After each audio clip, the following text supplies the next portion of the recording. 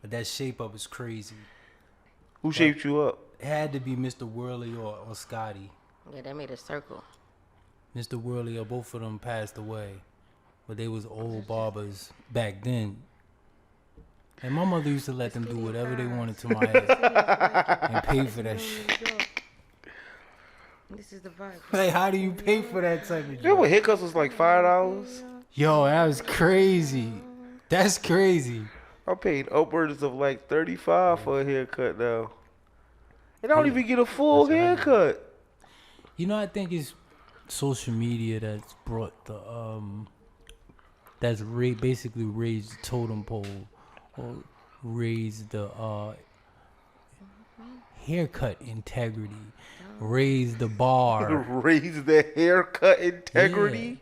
Yeah. People are like zoning in. People who don't cut hair, people who cut hair, everybody's looking at your shape up with a magnifying glass like. Nah, but now they just doing too much with the shape ups. Like, don't be putting that black shit on, like that penciling and nigga. I'm trying to go. Hey you man, realize that you don't have no more hairline and to keep going back. I have very good hairline. Now.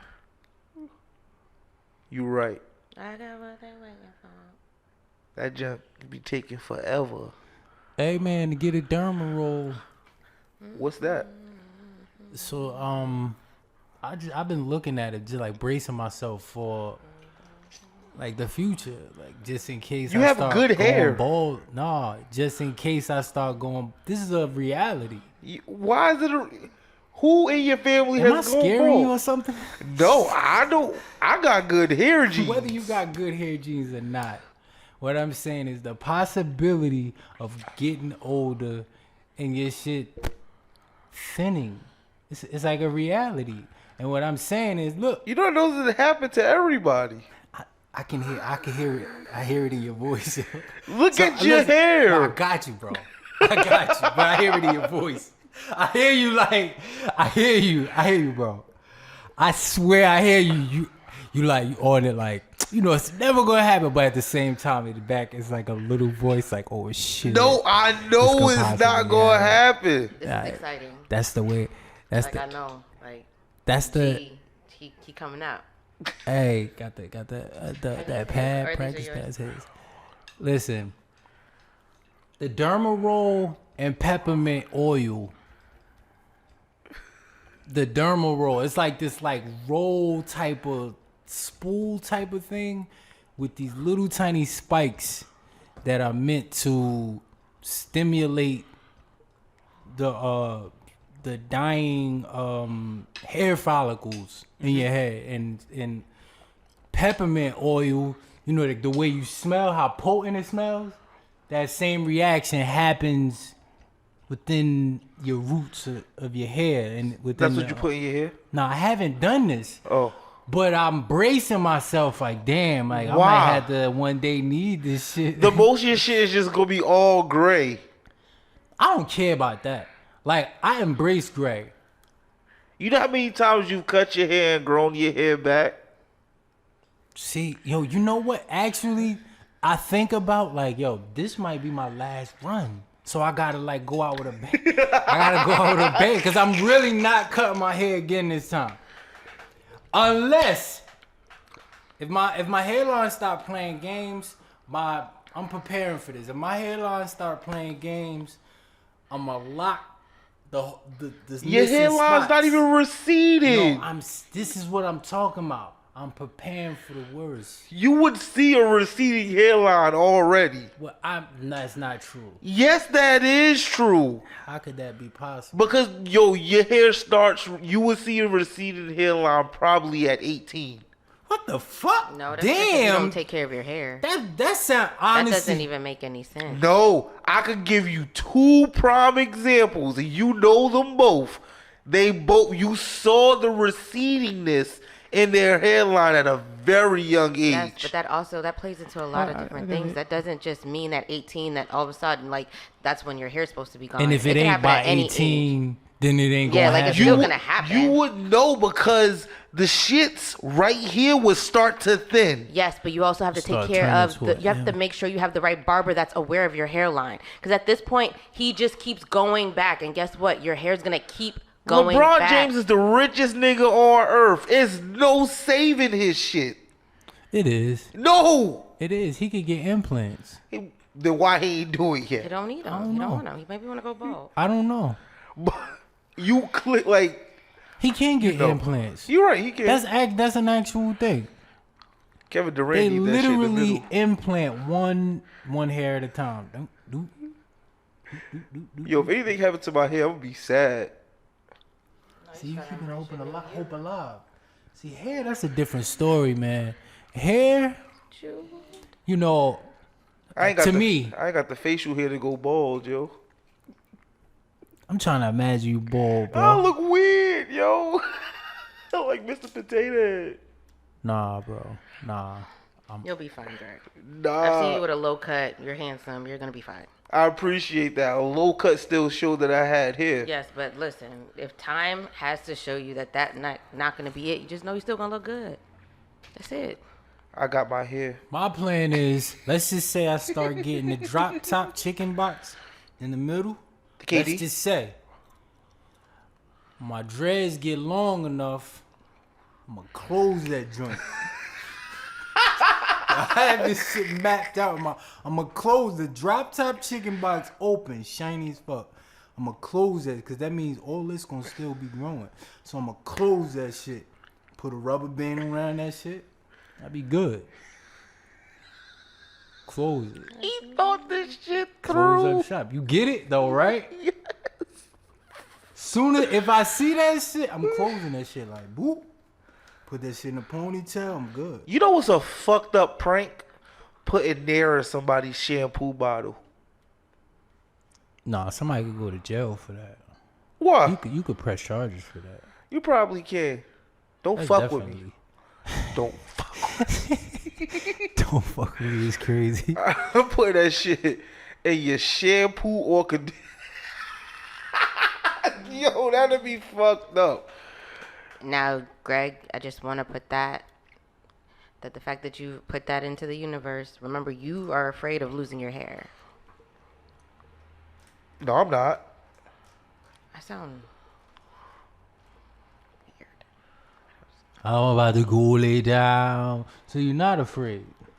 It sounds like you got Yeah, it mixed sounds like you're not afraid. I'm not gonna lose my hair. Yeah, but if you're, of course not. But if somebody put Nair in your shampoo or conditioner, you won't have hair, Greg. And that person won't have a life. Still be bald down But my hair grow back. eventually. But that's the thing. See, we're talking about balding in the sense of like, that's it. I don't got that issue. Okay. I hope.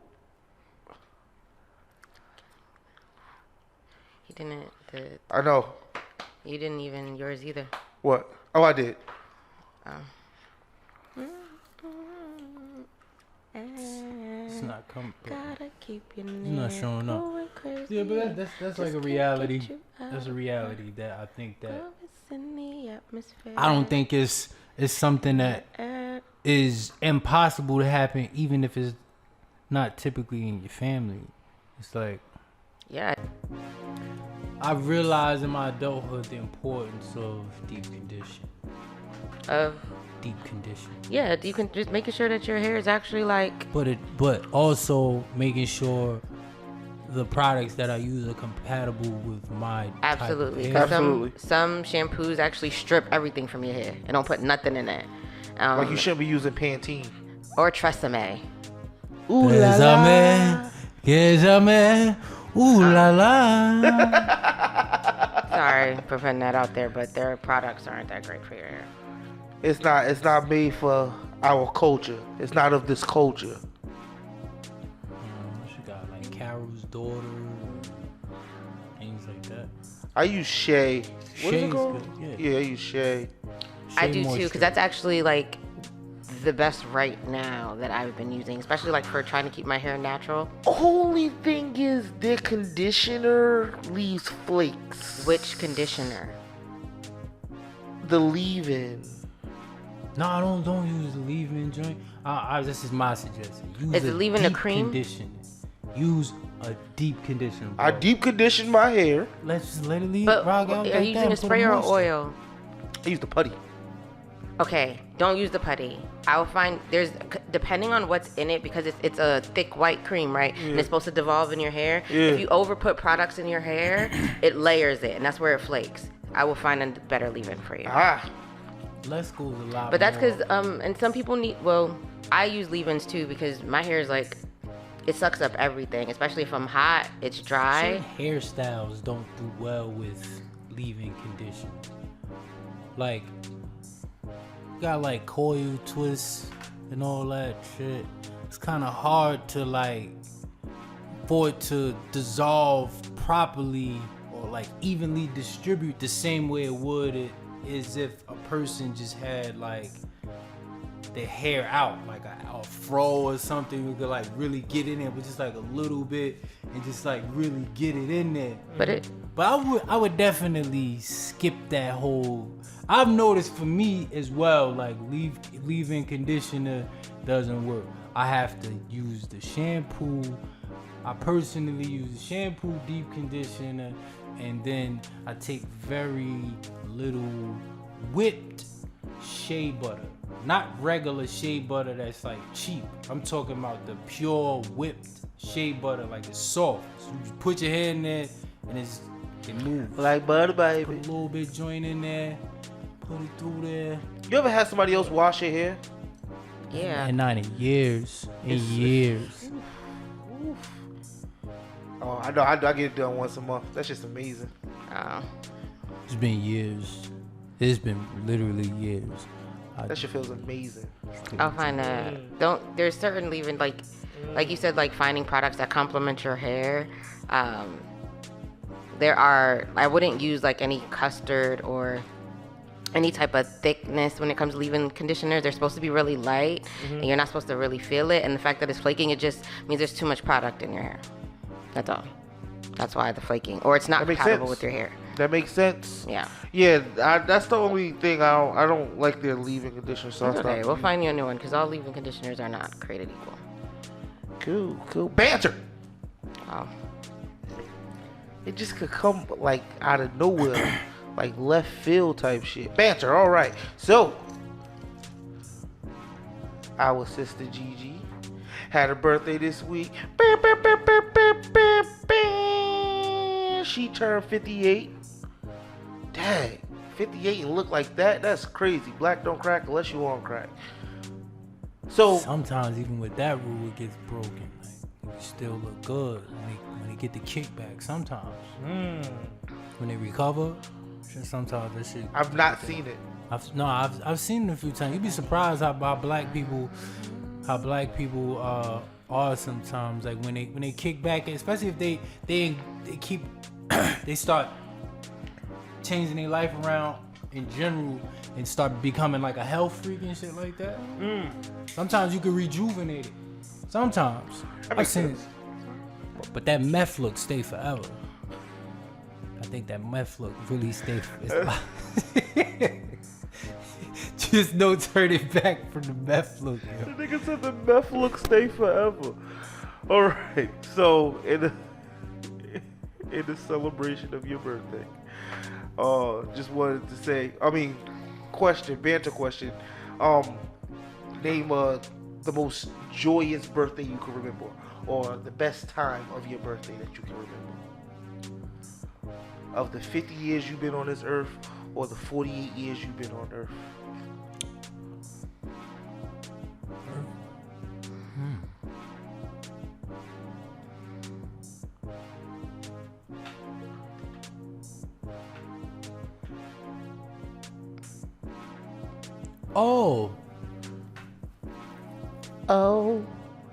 That celebration that I had here.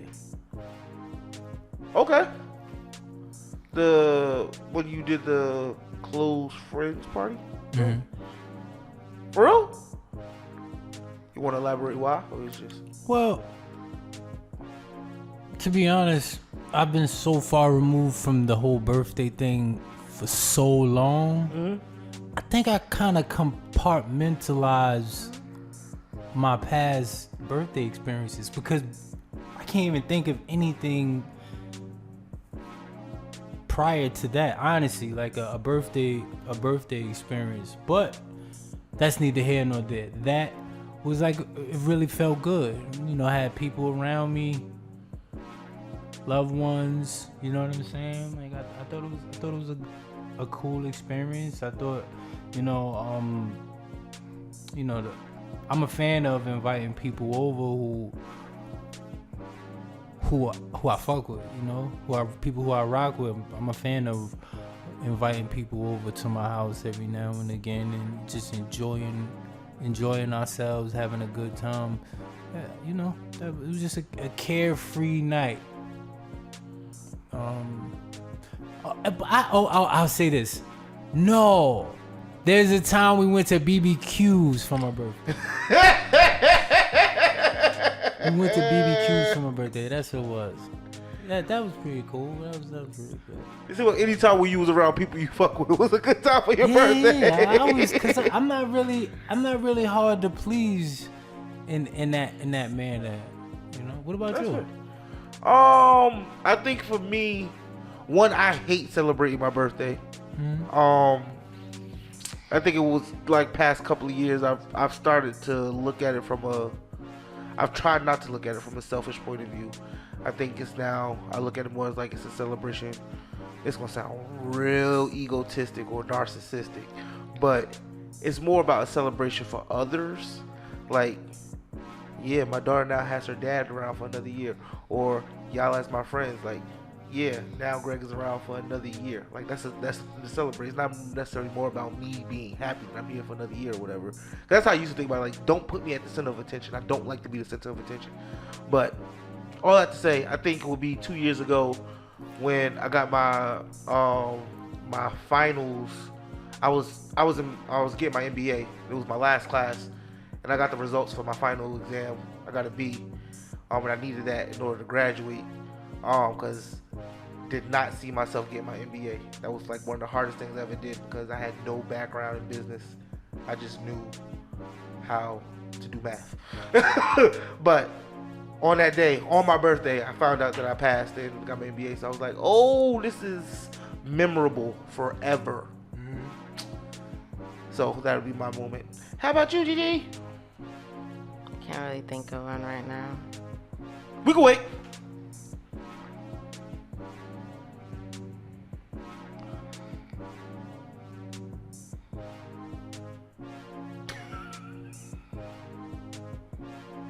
You not gonna think of nothing? Nothing? No. That's the time we on today? Yeah. All right. This is gonna be fun. You.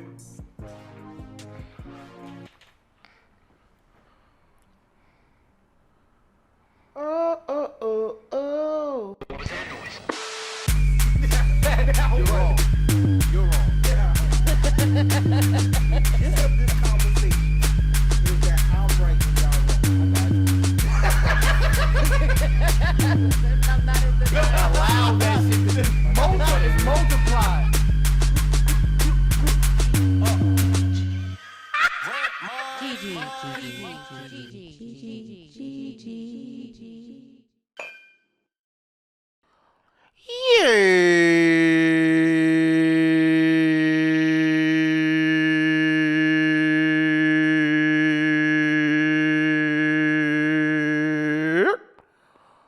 Hello, welcome to Convo 92 of Just a Conversation with Greg, Mr. Rent Money, and Gigi. I'm the person who speaks first.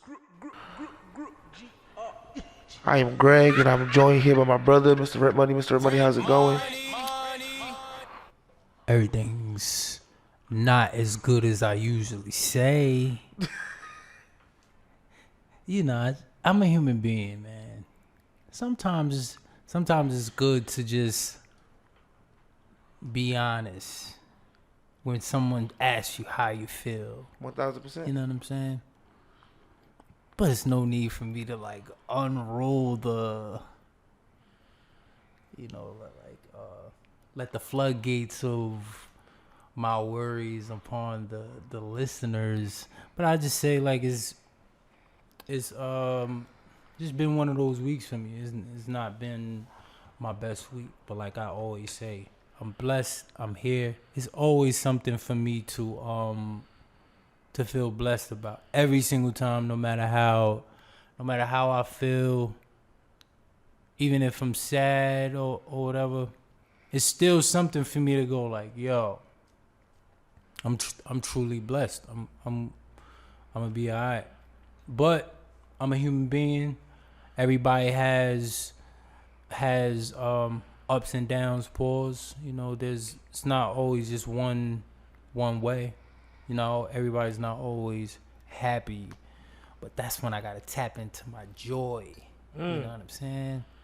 I was actually reading this like comparison between happiness and joy, and it was like joy is definitely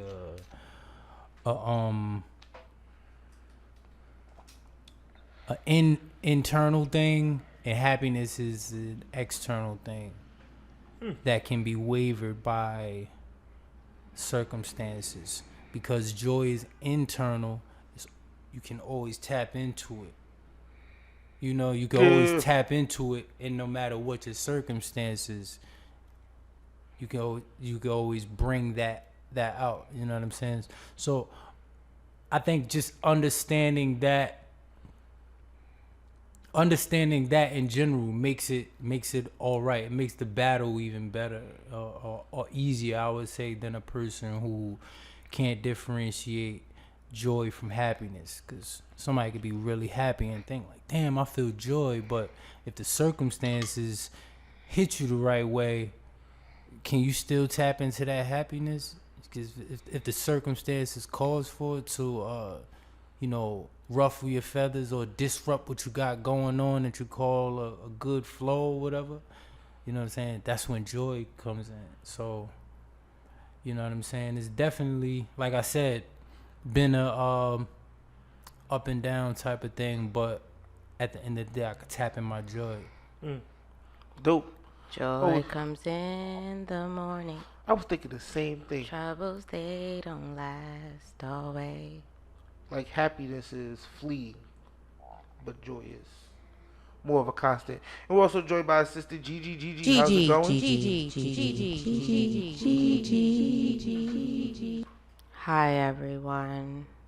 I'm great. I'm here. I learned how to fish the other day. That was pretty dope. Yeah, now I know how to use a fishing pole. That was exciting. And that's all I got. How are you, Greg? I'm alright. Okay. No, like Mr. Rent Money, you gotta be truthful with yourself. Things could be better. I'll put it that way, for sure. But I don't know. I feel like you don't get time to be down. So I'm here and I'm up. So, shall we get into some topics? Sure. Should I take? Go for it. So what do you guys think about what's been the topic of discussion? Kanye West's comments and Kyrie Irving's comments. Do you think that it's extreme with the backlash they've been getting, or do you think it's actually making some sense with some of the things the comments that are being said? I don't want to put Kanye and Kyrie in the same vacuum because Kanye Fair enough. was on some other junk, and I disagree with everything he's said or did, and I don't even care what the point behind it was. He was just OD'd. I want to focus more on the Kyrie Irving situation only because in my personal opinion, he let it get to a place of where it got to. It was something simply. Only thing he needed to do was condemn anti-Semitism and apologize. right? He, from my understanding, he was saying that he can't be anti-Semitic, which makes no sense because you can be still, even if he believes that blacks are Jews, like they are, because he keeps saying that's his history. Cool, that's what you believe. That's fine. But the thing was, you just gotta, if you, I'm always gonna stand on the side of, if you offend someone, apologize for offending them. You don't have to apologize for your beliefs. Apologize because you offended someone. And that was my whole thing. I could care less what you believe in. Everyone has their own beliefs. Everybody has their own walks in life. Everybody do what they want to do. But as soon as you offend someone and they tell you what you are saying has offended me, I think basic human rights, you should apologize. And I think that's where I jump off the boat with Kyrie. One thing I disagree about what you said is like the part where you said all he had to do was apologize for the way they felt. Right, that's what you said, right? No. The way his comment made them feel. Only thing he needed to do was say that I apologize for harming. Like if this has caused you harm. Right. I'm not apologizing for what I believe in. Apologizing for what he said made them feel. Yeah. What I'm saying is the media wants him to apologize for what he said. He was being stubborn about it. No, I'm not even disagreeing with him. I feel like an apology, him apologizing for what he said would be him saying, I don't believe in what I said. I was tripping. It wanted him to literally Nick Cannon it. Like, totally retract everything you saying. The sense, like we talking about, we had multiple conversations about logic, on the show. And I think where Kyrie is coming from what I saw is like logic.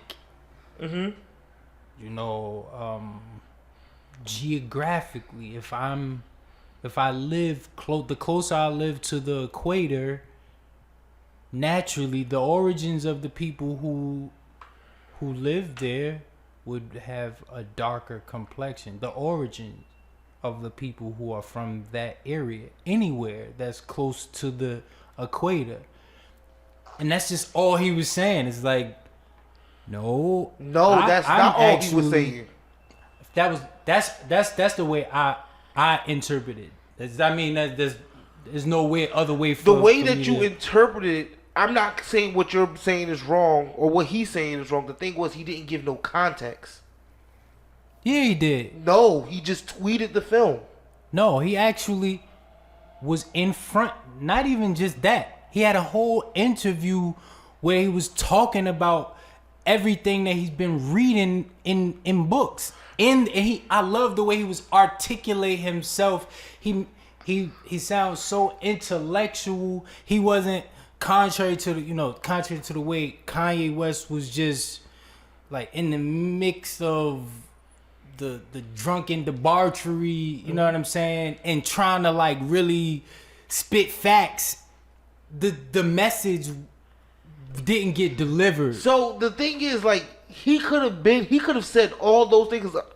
I agree. I don't think he said anything that we can say you shouldn't say. My whole thing was, in saying that, he should have also said, I am not trying to cause any harm, or I am not trying to offend anyone. These are just my beliefs. He never said that once. You think that was gonna stop? That was gonna stop the media? I just don't believe you could punish someone for their beliefs. Any mention to me, what I'm clearly saying is any mention of someone saying, differentiating the whole Jewish, and actually being a Jew by blood, like religion versus genetic makeup, that type of thing. And I feel like any time that is highlighted, that's really the no. That is from what I take from everything. That's really the no. You don't point out that no different from like how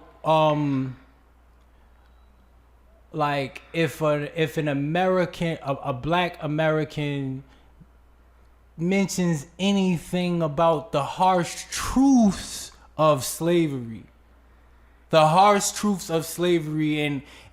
the role that it played for years in America, and the havoc it's wreaked upon generations of people for absolutely no reason. Well, one reason, just because of the color of their skin. The moment that's mentioned, it rubs people the wrong way.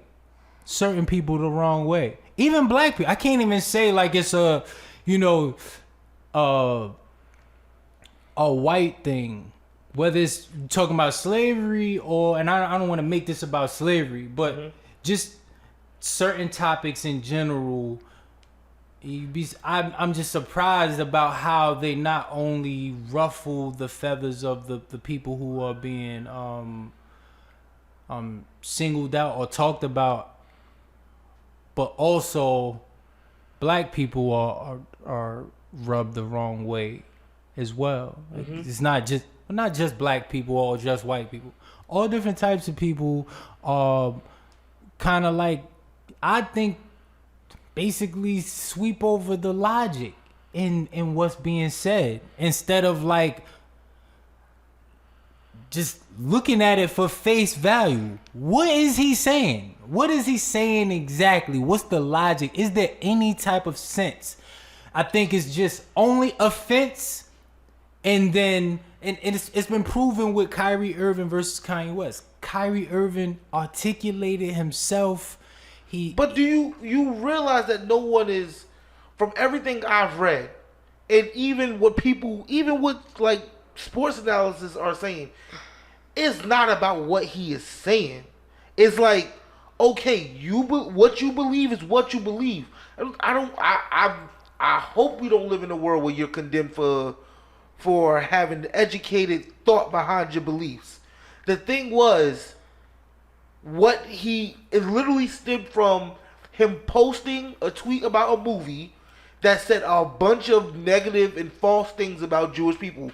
How, like, Hitler called Jews the devil, and all these things, like all these negative things about Jewish concurred. People. Huh? He concurred. It wasn't that he concurred. It was just because he even question mark when I said that. Because Kyrie even said, I don't agree with everything that was in the film, but I agree with some of the things that were pretty much talking about what you're referring to about like black people being Jewish and all that stuff. But the thing was, he tweeted that video. He tweeted the cover art of that video, of that movie, with no context. And because he is an NBA star with 17 million followers, 17 million people saw that, and everybody was just saying that is insensitive, and you should apologize to the Jewish community for it. And he just doubled down and was like, I feel like I don't need to apologize because I wasn't promoting anything. If you put it on your social media and you are a star, you're promoting something. That's where, for me, that is the only false thing he did. I actually understood his sentiment, because it's like it's one thing to just post something, and then it's another thing to go on your comment, yo, go check this out. I saw it. It's a great movie. You sleeping if you ain't checked this. You know what I'm saying? Like really going in on that's promoting. I mean, you could technically say anything you put on your page is promo, but to actually the act of promo, like no one would call it promo on a squad if I just post a picture and say, okay, now I posted a picture. This is called promotion. Yeah, they would. It's like if you let's say you post a song to your Instagram. What's the hopes of you posting that song? Why did you post the song? For people to listen to it. That's promoting it. Yeah, I mean, like I said, anything that you put on social media, you can technically say exactly, and that's why he should have. It's promotion, and that's why he should have apologized. But he shouldn't have. He shouldn't have watched the movie and put it on his page. No, that's not what I'm saying at all. He could have watched that movie. No, I said watch. I didn't just say that. I said watch the movie and put it on his page. He could have done whatever he want. I'm not that kind of person. You post that on your social media, I would think a responsible person, like if you have some kind of wherewithal, you would first add context to why you're posting this, and then if you don't have context, when 100 million people come out and say, hey, bro, you're offending people. This is offensive. Kyrie, you are offending people. The response is not to double down. It's to say, I apologize. I didn't mean to offend anyone. Why is that so hard? Like I said, it's like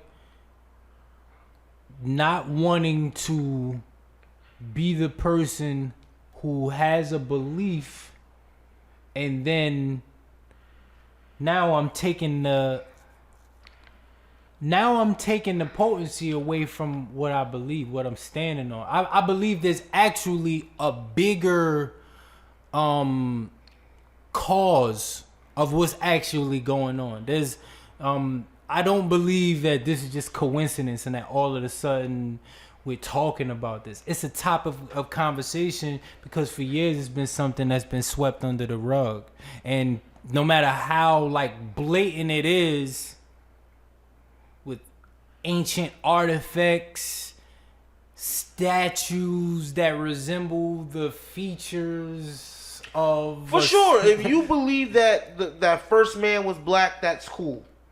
I mean, I'm in that belief because, like, I believe in geography and the logic of where everything started from, of course. I'm just going back to the whole thing of if you offend, apologize. And that doesn't mean you're going away from your beliefs. And I think he missed the boat on that. I guess it depends on what you're apologizing for. Just for being offensive. Because in that situation... It's like, I put it like this. I saw, did you ever see that documentary with the family reunion of Fresh Prince of Bel-Air? Well, I've heard a lot about it though. Aunt Viv, the original Aunt Viv, was allegedly kicked off of the show because Will was threatened by her. Mm-hmm. You remember how she could like hold her own? She had that famous episode where the dancing, and Will was like seen like probably very little in that episode, but that's probably one of the most iconic episodes. She bodied that dance of the whole Fresh Prince of Bel-Air. One of the most polarizing episodes, in my opinion. Mm-hmm. But the reason why I mention that is because in the documentary, Will apologized for how she felt. He worded it in a way he did not address her hurt. It was like, I'm sorry you felt like that. But at the very same time, you're clearly telling her, people need to learn how to really apologize. Because prime example, right? It's like, actually, I'm gonna use the Will Smith situation. He was right to apologize for the way she felt. he still doesn't believe he did anything wrong. He did. That was a point that I was gonna make. He literally admitted, you were a threat to me. If you watch it, if you go back, he said it. Okay, once you recognize that, and I'm tying this into the whole topic of the topic of discussion. Mm-hmm. Once you recognize what the problem is, that you are the reason why she was allegedly kicked off of the show. You literally said, he said it, I was threatened, but then turn around and apologize for the way she felt. How dismissive. If she was a group of people in general, if we bringing it into, you know what I mean, the Kyrie Irving thing.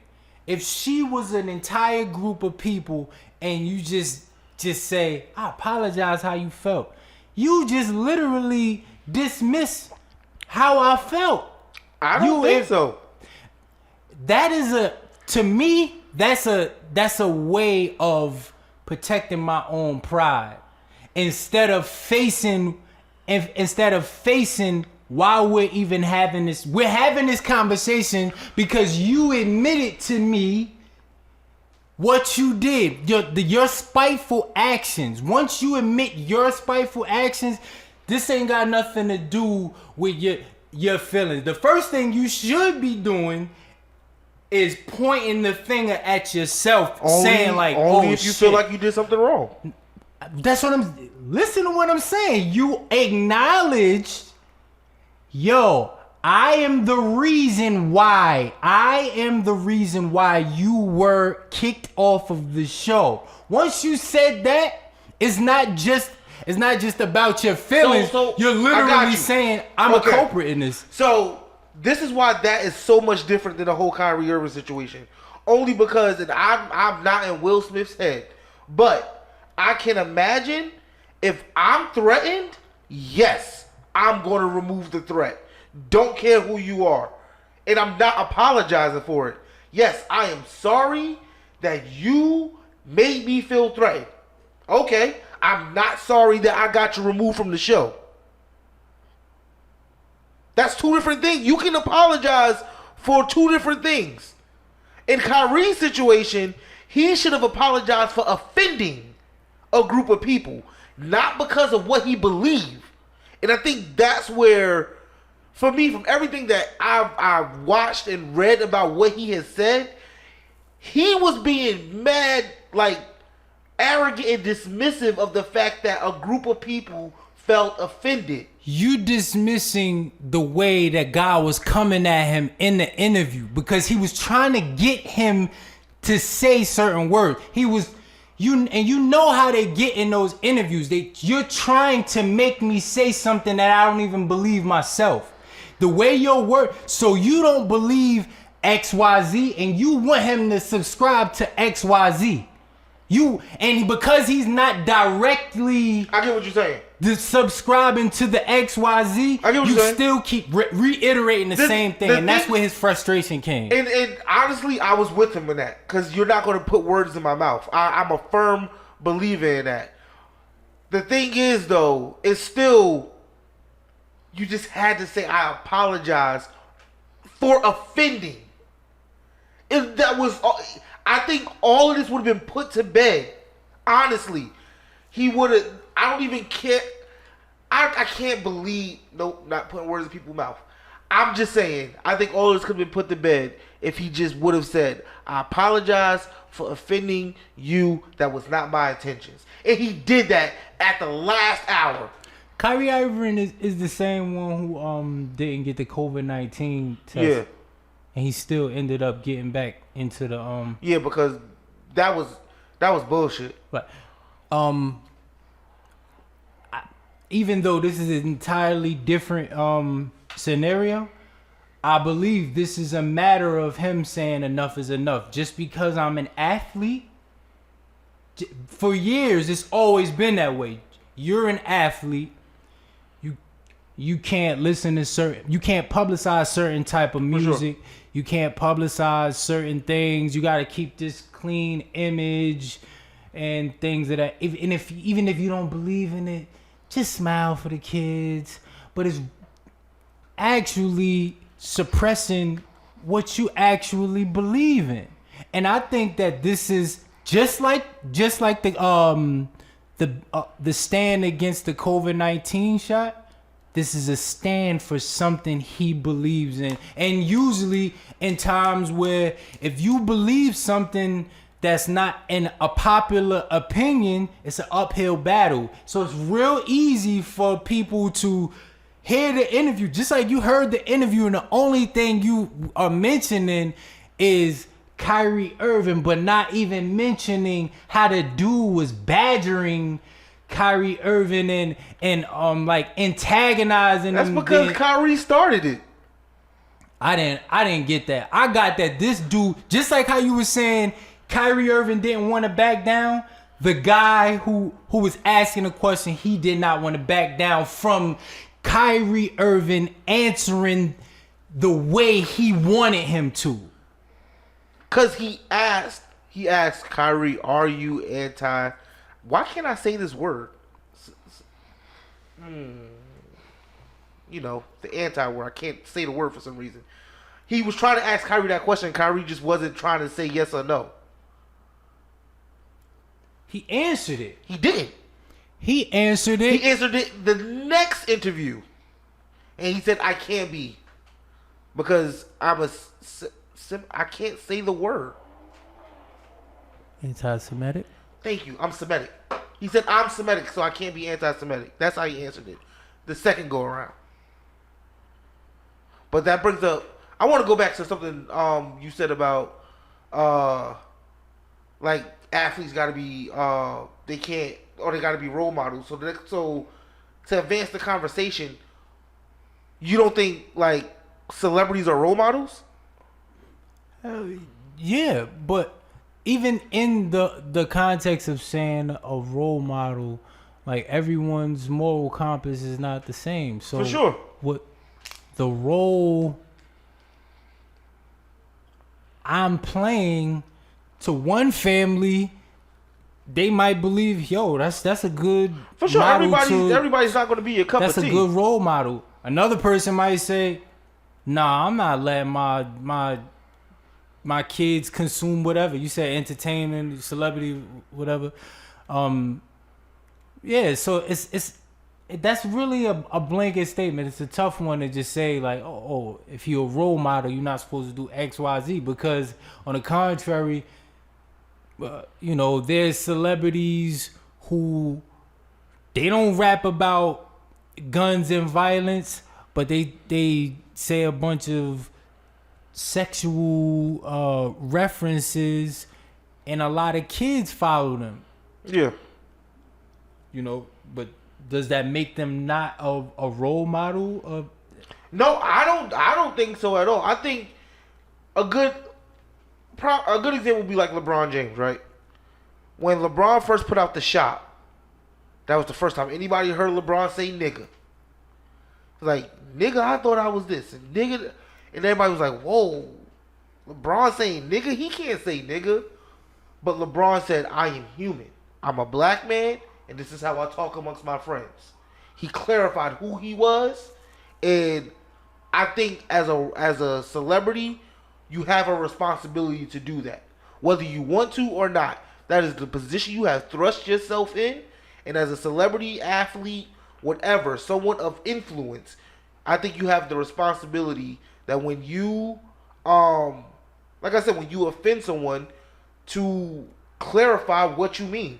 Because if you don't, then people just go on these wild narratives about, look at Kyrie, because he never clarified his statements, people went on these wild goose hunts about saying all these different things about him that just wasn't true. Ultimately, I think Kyrie Irving is focusing on something, a bigger agenda, something that is bigger than the NBA. For Absolutely. him, Absolutely, he's been vocal same, about that. Same way, Tapping into his similar blackness. to my man doing the kneel thing. Colin? Yeah, Kaepernick, Colin Kaepernick. Similar to that, he has his reasons. That whatever his reason is his, and he's entitled to have that. Yeah, no one disagreed with that. But even Colin had a situation where he wore a shirt that was mad offensive, but he was like, "This is what this represents my people." He still had to he had to like say what this meant, and not just be like, "Here's the shirt, make of it what you want," because that's how then your issues get diluted. I don't think that. He was articulating himself way too much though, Greg. I think a better person to say a message was diluted is Kanye West, because he was insulting people in the midst of trying to convey himself in an efficient manner that would touch people in a way that would be memorable and sharing history, what he believed is the correct way to convey history. His message was diluted in what he said.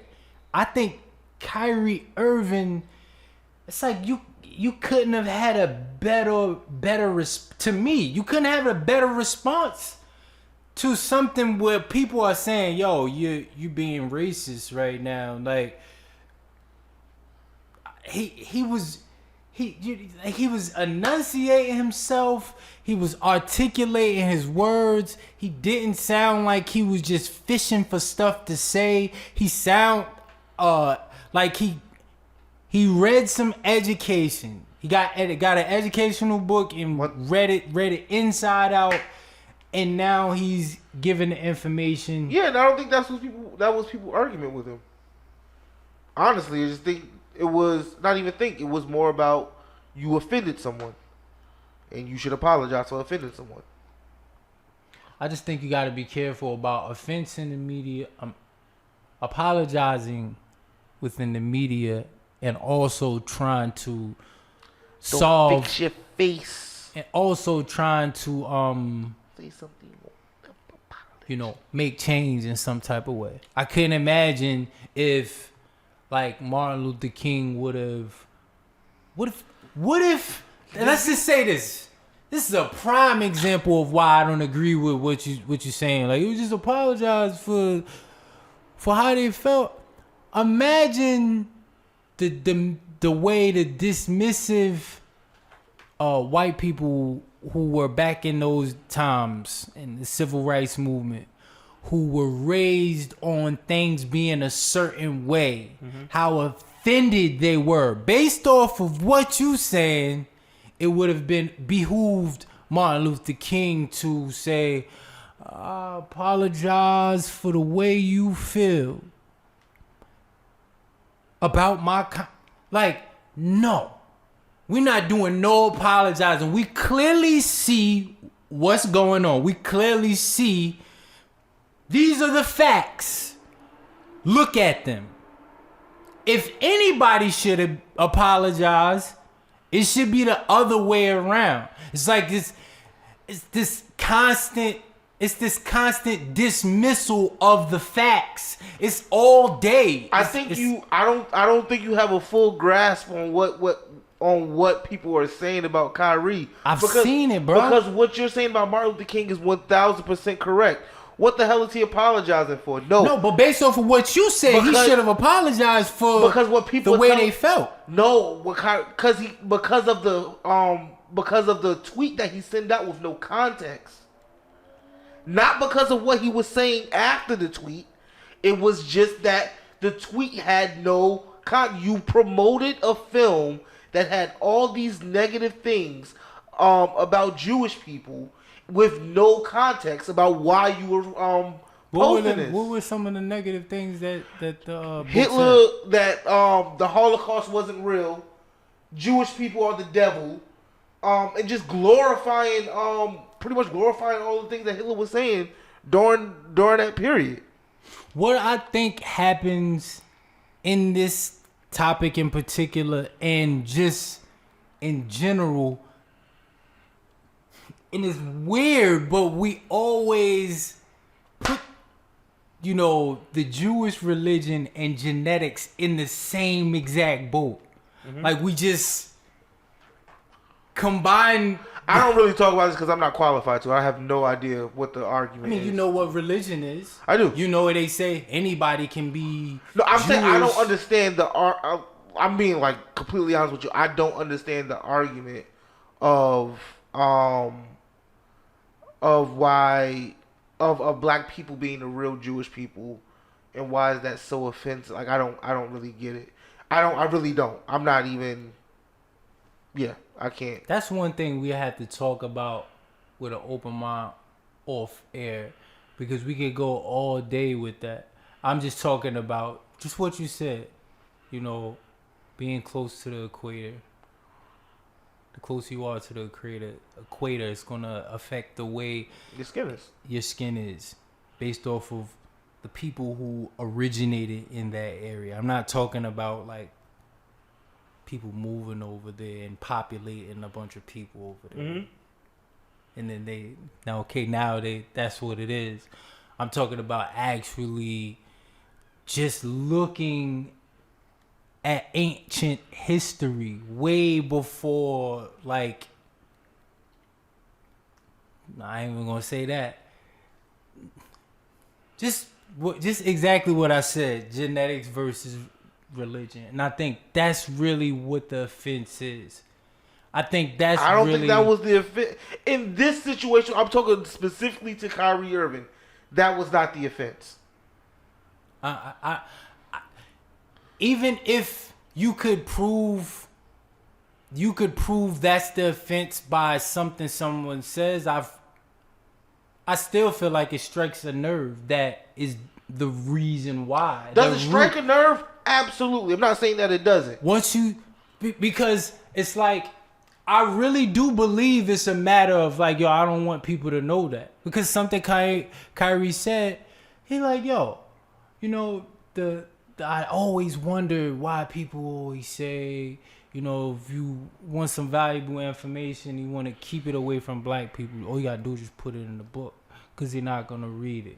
And the ones that do read it are going to look crazy, because the masses of black people, this is what's just I can't say it's a fact, but it happens a lot. Mm-hmm.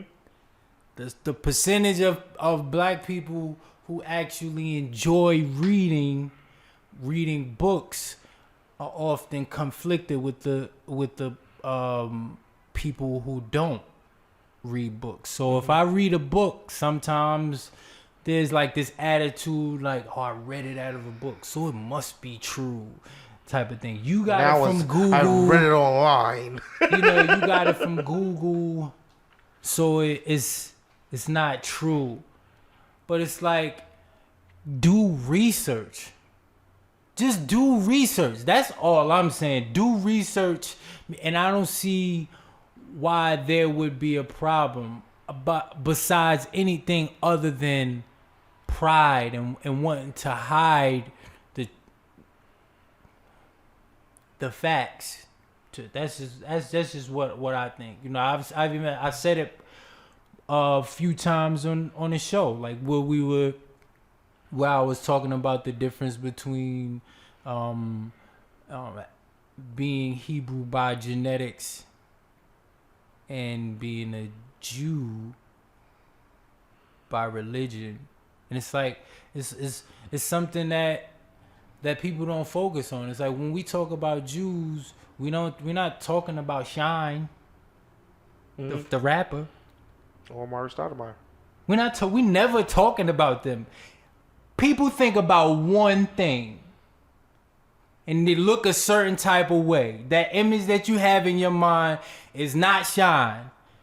Is not whoever you just said, the black people who I wouldn't say me, because anybody could be anything they want to be. But I'm saying, just in the conversation, when we say, if I was just to leisurely say, yo, Jewish people, the first thing that you going, I understand. you know what I'm saying? Just, if you keeping it real, the first thing, and I don't think certain people want that to change. I don't think certain people want that to change. I think certain people want people to be totally oblivious to the fact that there is a difference.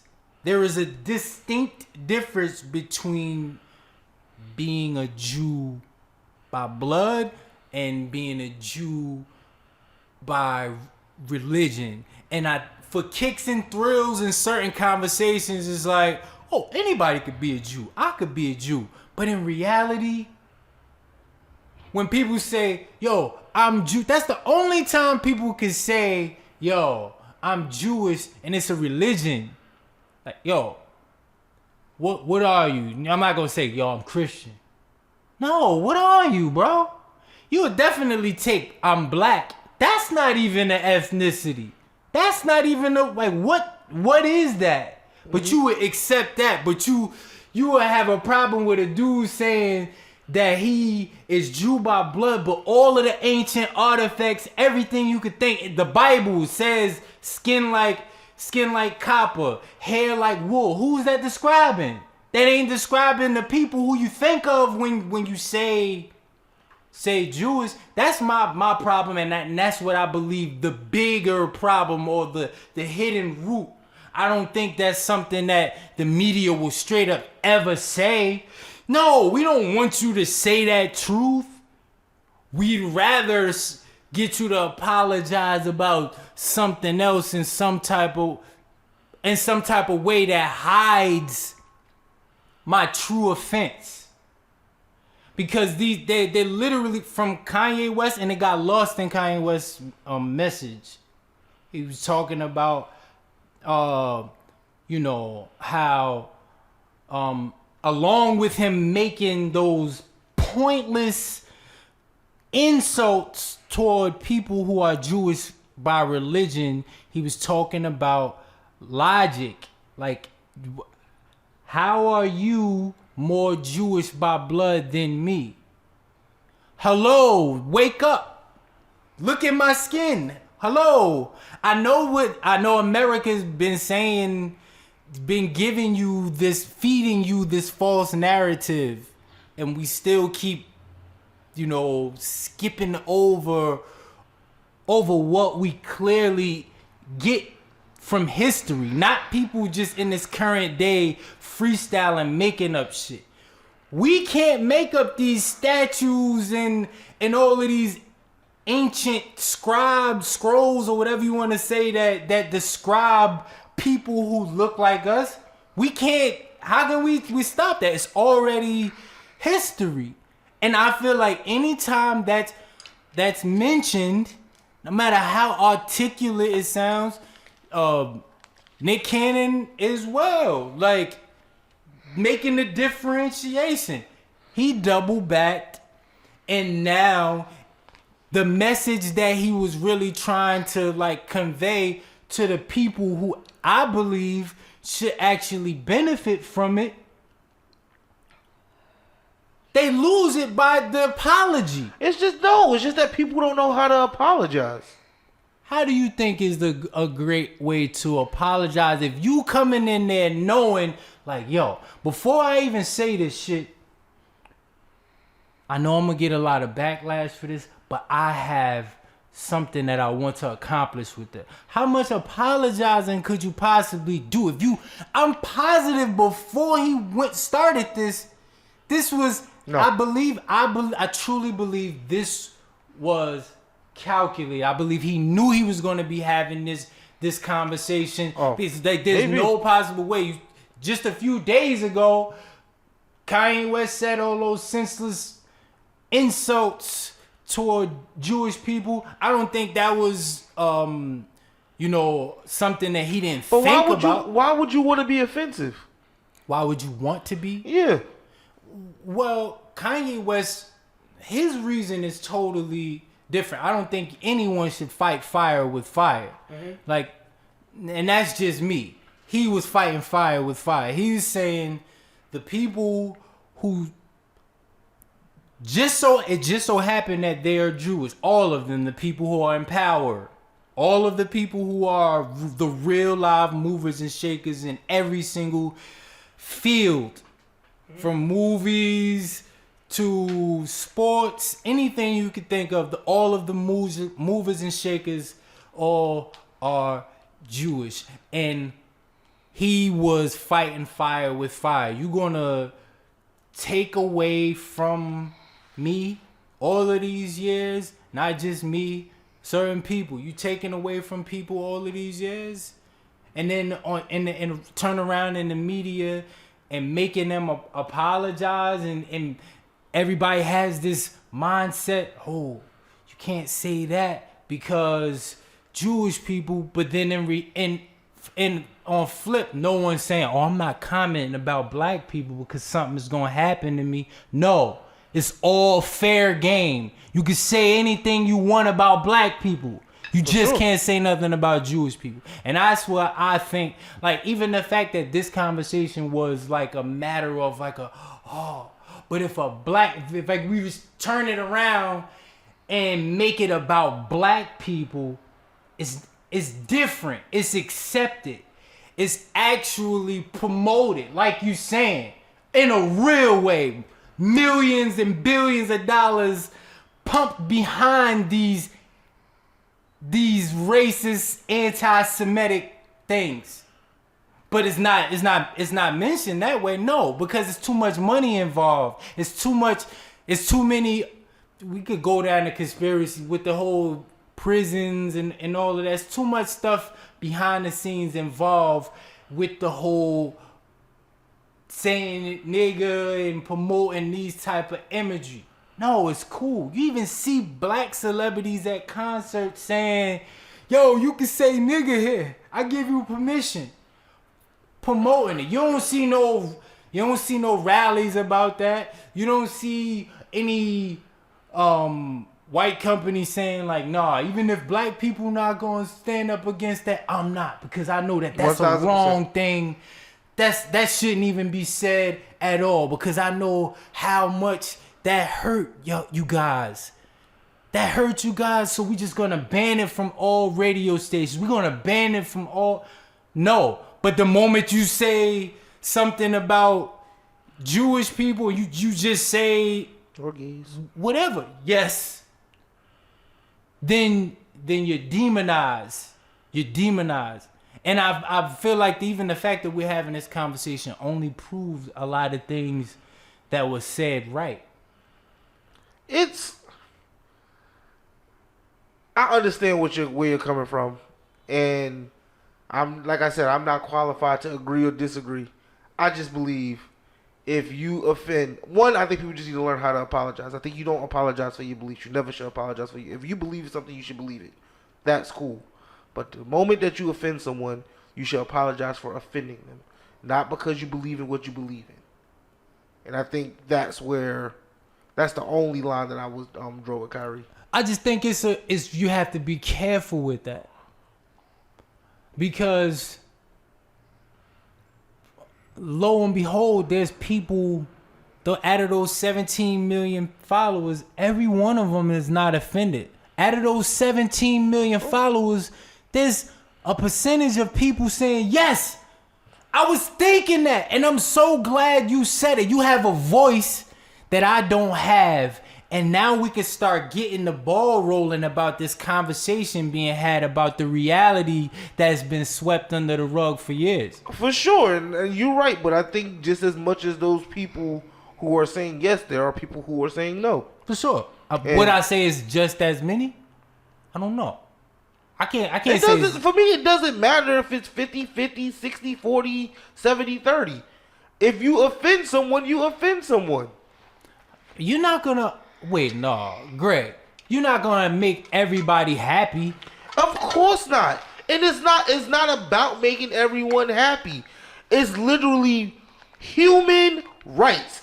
If I offend you, Mr. Rent Money, even though I feel like I did nothing wrong, you my boy, you my bro. I'ma apologize. yo, my intent was not to offend you. But it's prime. It's a bunch of prime examples of how it's things that people. But do you understand the basis of that? Yeah, but it's a bunch of prime examples. To what I'm saying is responding directly to what you just now said. Mm-hmm.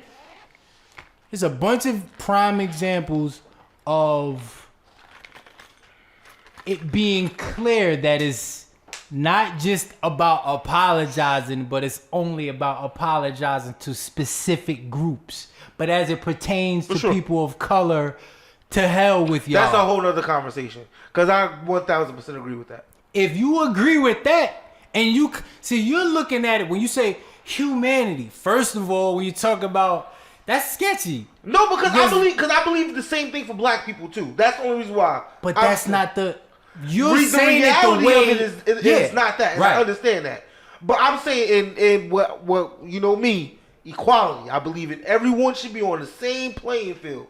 If a white person says something about black people that he believed but offended black people, he should apologize.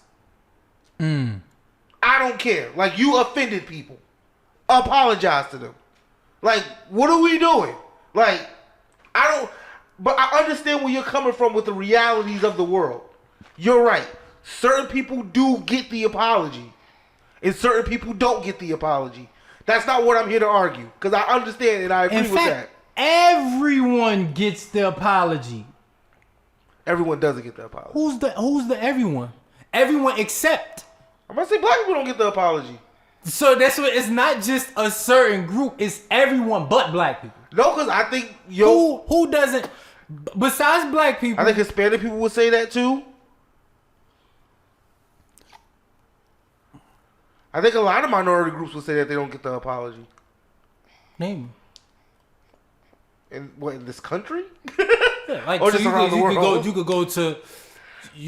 go to Chinese people. They definitely get apologies left and right. Like, it's only people of color. It's only people of color. Now, when you talk about Hispanic, that's a whole nother topic as well. I'm just saying. Just mentioning black people specifically, and I know about the hardships that black people have had to undergo in this country and still have to undergo within this country, and all of the blatant dismissal of what's actually going on. You know what I'm saying? I just feel like no other people, the only people who actually get the short end of the stick, I would say, is usually black people. Absolutely. And every other group gets an apology. And not to be that guy, but yeah, that's definitely in this country. I'm pretty sure if you go other places, it's probably different. Like, there's another, you never know. Some other country, white people may feel that way. And it may be true. We don't know. But in this country, you're definitely right. I 1000% agree. Yeah, now when you say white people, that's completely mad though, Greg. No, it's... Let's move on, man. Let's move on. Let's move on. Can we go to your topic? No, you can go. Huh? Okay. My topic flows better into yours, though. Can your likeness for your job affect your relationship? Yes, it can. If people don't understand what you do and how you... I think people don't understand your work ethic. It can definitely affect relationships. I think I was just in that situation. Yes. I think people need to understand the work that you do. And yeah, it's important for people to understand the work that you do in order for that relationship to thrive. Because if you don't understand that, like, I put 110% into my work, then you're gonna be shit out of luck. How does someone measure that? Gotta be upfront about it. This is my work, and I don't half-ass shit. And half-ass shit to me would be, I don't know, giving anything less than what I know my potential to be. So I'm the type of person that's willing to stay up until 2 o'clock in the morning to make sure something looks right. and you got to be okay with that. It's not like I'm saying I'm not going to make time for you, but it's what it is. It's what I do. Oh, so you're bringing this into relationships outside of your work. That's not what you meant. I told you to take the question how you wanted to take it, so that's why I'm asking. Yeah. Okay. Because it could also be people with inside of your work. It could be in or out. So what do you mean? So what is your take on It could have been either way. For me, I think that relationships, I thought about it in two different aspects. I thought about the way that you thought about it in relationships, because I do sometimes see myself as like a workaholic, but then I think about how maybe in more than one dynamic, how you can be in a job for so long that you've built a rapport, familiarity, a safe space where you may not even be appreciated for your work and your talents, but because you're so familiar and comfortable with these people that you call your coworkers, you stay. Some people stay at jobs not because they really like it, it's because they just enjoy the people that are there. For sure. But when do you decide? No, because I've switched departments because people have left, so that makes sense. Because you can still like the place. Yeah, I agree. How about you, Mr. Money? I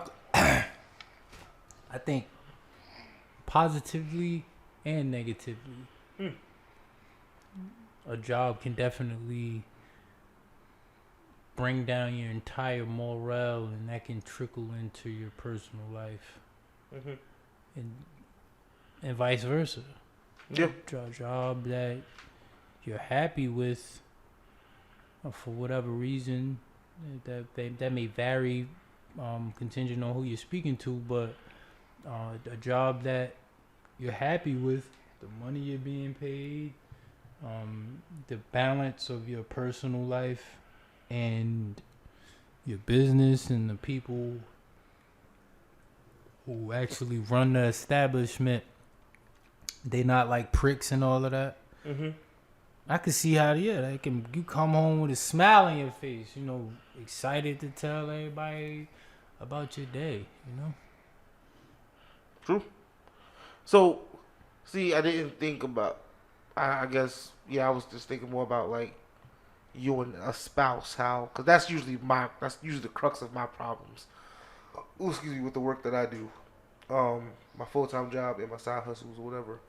But even within the job, I can see how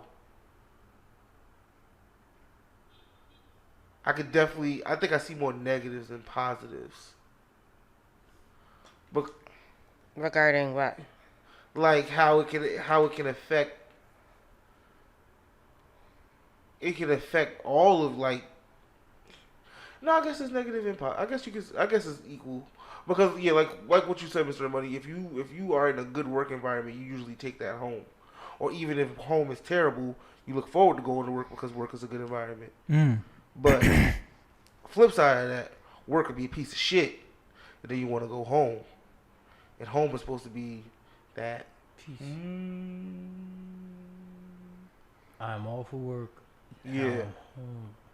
Then there's people who are stuck in between this limbo. Like, damn, I'm off work and I don't want to go home. So now I'm forced to sit in my car. I've actually been there. For real? I've been there. I only said that because I was speaking the truth. Like, Yeah, no, I've been in a relationship where we lived together, and it got to a point where I was getting off of work and I would work late.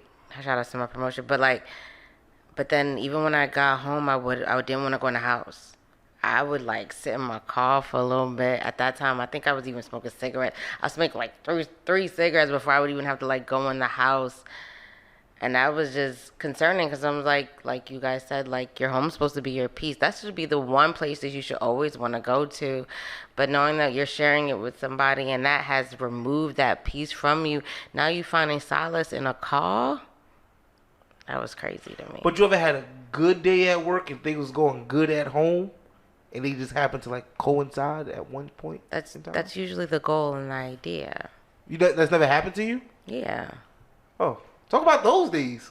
Yeah, but that's also taking into account that like you realize that even your likeness for your job becomes a crutch and not something that you actually like to do, but it's something that keeps you sane.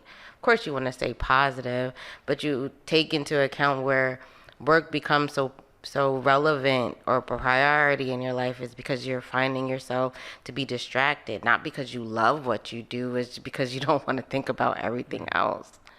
It's like picking from the two lessers. Yeah, it's like, do I deal with this structure where someone's just telling me what to do and I get a guaranteed check? Or do I go home and deal with the unknown and I'm still upset? No, I understand that too, but I'm saying, has there ever been a time where like you actually liked your job and liked going home? Yeah, before I didn't like going home. I loved everything about it. Yeah, so why, like, that's what I'm saying. Why don't you talk about that time? Why we gotta talk about the negative part of it? Greg, because I'm a free person. I can talk about whatever I want. I don't really. That's fair. For me, it's because it was far in between with my good experiences where I'm like, yo, so gung-ho to go to work type of thing. I feel like I'm in that space now, though. Like, especially now that I have to go back into the office. Like, I'm okay with going back to the office, even though I don't see a reason for it. But I enjoy my job, and I enjoy going home right now. I'm okay with that, but it's also taking into account, like, there are times where I love my job, but I didn't want to go home. And there's times that I love my home, and I couldn't wait to leave my job. But of course, like, the idea of my purposes in life is to do everything that I love. Whether it's going home or going to work, I don't ever want to feel no type of way about it. That's fair. That is totally fair. Just trying to spread some positivity. Okay. That's all I was doing. It's weird when you do that because it's just like we bring up something and it's not like it's negative, it's life, right? But you're just like, but let's talk about something positive. Of course, there's going to be days where Mr. Rennie woke up and knew he's about to make this beat and go meet and then like bust somebody at, like, of course. Yeah, of course. Why can't we talk about those things? So then you start though. Don't put that on us if we've already shared our experiences. I asked the question and you said, yeah, it happened. I said, okay. Yeah, but it's like share those stories. It's like it's like saying, "Oh man, I hurt my knee." Talk about the time when you were able to walk right. Forget about hurting your knee. That is not what I did. Hurting your knee just happened today, but think about the times when your knee wasn't hurting. That is not what I did. Wow, you just quoted me. I just did that to somebody. What about the knee? It wasn't a quote, but the somebody said to me, yo, I think I'm about to get fired from my job or like something along the lines of that. And I was like, yo, think about the worst experience you've ever had in your entire life. And then look at where you are right now. That would annoy me. And think about when you were waist deep in that problem and you thought like, I will never be able to get over this shit. Yeah. It's like, yo, you're still here. And I was like, yo, this just like you got over that, there's gonna be sunshine after that. I would hang up on you. Let me tell you why I would hang up on you. That would annoy Because at this moment, you telling me to think about a darker time that I was, knowing that I'm about to be in a dark time now, sorry, doesn't help me right now. Absolutely. No, I know I'm gonna get through this. I didn't say then think about the dark time and then just go period. I said think about the dark time and the fact that you're standing right here and you're up levels up right now from that dark time that you thought you would have never what you're knows. saying is not wrong. Your perspective is amazing because hindsight is 2020. So what you're saying would make sense to me. But when I'm telling you I'm already in a dark space and you're saying, hey, think about the darker space that you were in and how you got out of that. That doesn't help me now. I've understood that I've gotten past that. And I even understand that I'm going past it right now. But what you're telling me is what Greg just told me, which I can understand is that like, oh no, like your knee hurt right now, but let's not worry about your knee. Let's worry about when you're able to walk again. Don't worry about what your knee is hurting now. And sometimes people need to feel that knee pain so they can perpetuate, like acknowledge that pain That because is not there what could I be do. something wrong with my leg instead of my knee just hurting. There could be something deeper than that. But if I just ignore it and just be like, I'm going to be fine, how do I ever heal from that? Because to compare that to what I said, I'm not just saying, yo, you're gonna get another job. You'll be fine. I gave so much what do you think in-depth. Actually, the conversation, that's just a matter of who you are listening, because she felt so invigorated after that. Like, you're right. You are totally right, yo, because that situation was crazy, and I'm here, and I can't even believe I'm here right now. That's amazing. That's wild. Yeah, it's just a way for you to tackle the problem, to address the need, not like, you'll get over it. Being dismissive of the knee hurting would be saying, you'll be all right. You'll be all right. That's Okay, not I what can I hear do. what you're saying. I guess it's where you are when you're provided. Because what you're saying, if I'm hearing it with a clear mind, makes so much sense to me. It's something that I probably would even say to somebody. Like, it just letting them know, like, there's always going to be dark times in your life, but you're going to get out of it. Understand that. Like, in order to appreciate those high moments, unfortunately, there are going to be low moments. I get that. All I'm saying is, like, if I'm telling you I'm hurting right now, telling me to think about the last time I was hurting even more than I was hurting, sometimes it doesn't allow me to see where I am, because obviously I'm not that same person either. I've tackled these different demons or obstacles or therapists. So even if me getting through that is not where I'm at now. Now I'm talking about, like, this is my security. I'm talking about the idea that, like, me losing this sense of place that I'm working at, even if I don't want to be here, is taking away food from my mouth or people that I may or may not be supporting. Going back to that time not gonna help me figure out how I'm supposed to eat tomorrow when my check is not coming. But I get what you're saying. Like, that's what I'm saying. Like, you telling me is gonna feed into me to let me know, like, don't give up. But that's not gonna help me realize that I still can't pay my bills after they let me go, unless unemployment works. Shout out to you. I think you could get unemployment, maybe. Wrongful termination, maybe. Get a court case. I would promote my... I'm not gonna do that. Yep, that's all I got. Shout out to that person. Because I would feel uplifted too, but I would be upset. It's not gonna help me. Remember that time you got that corrected? You was okay. You right. Still don't got no job though. I don't know. For me, personally, the best thing to think about is It's your mindset. the optimism. I agree. That you could tap into. I don't want to add to you wallowing in what's actually like the problem. It's really hard. It's hard. So for me, the last thing I'm gonna do is keep dwelling on. I respect that. This is what it is. It's mindset. You can't pay the rent. Like what you said, you can't pay the rent. This is what it is. I'm not just gonna keep saying like yeah, you can't pay the rent. Like, what more would you want me to say? That's like. No, I understand. Like I said, I don't think there's anything wrong with what you said. I love what you said. It's something that I probably would have said, but it's just hard sometimes when you are in a dick place. Jesus, Mary and Joseph. See? When you're in a dark place, that like someone just be like, because even when you're saying, like, you're breaking it down to me, like, like this happened, or like think about that time, it's still be like, you gonna be all right. That's what it sounds like. But I hear it didn't you.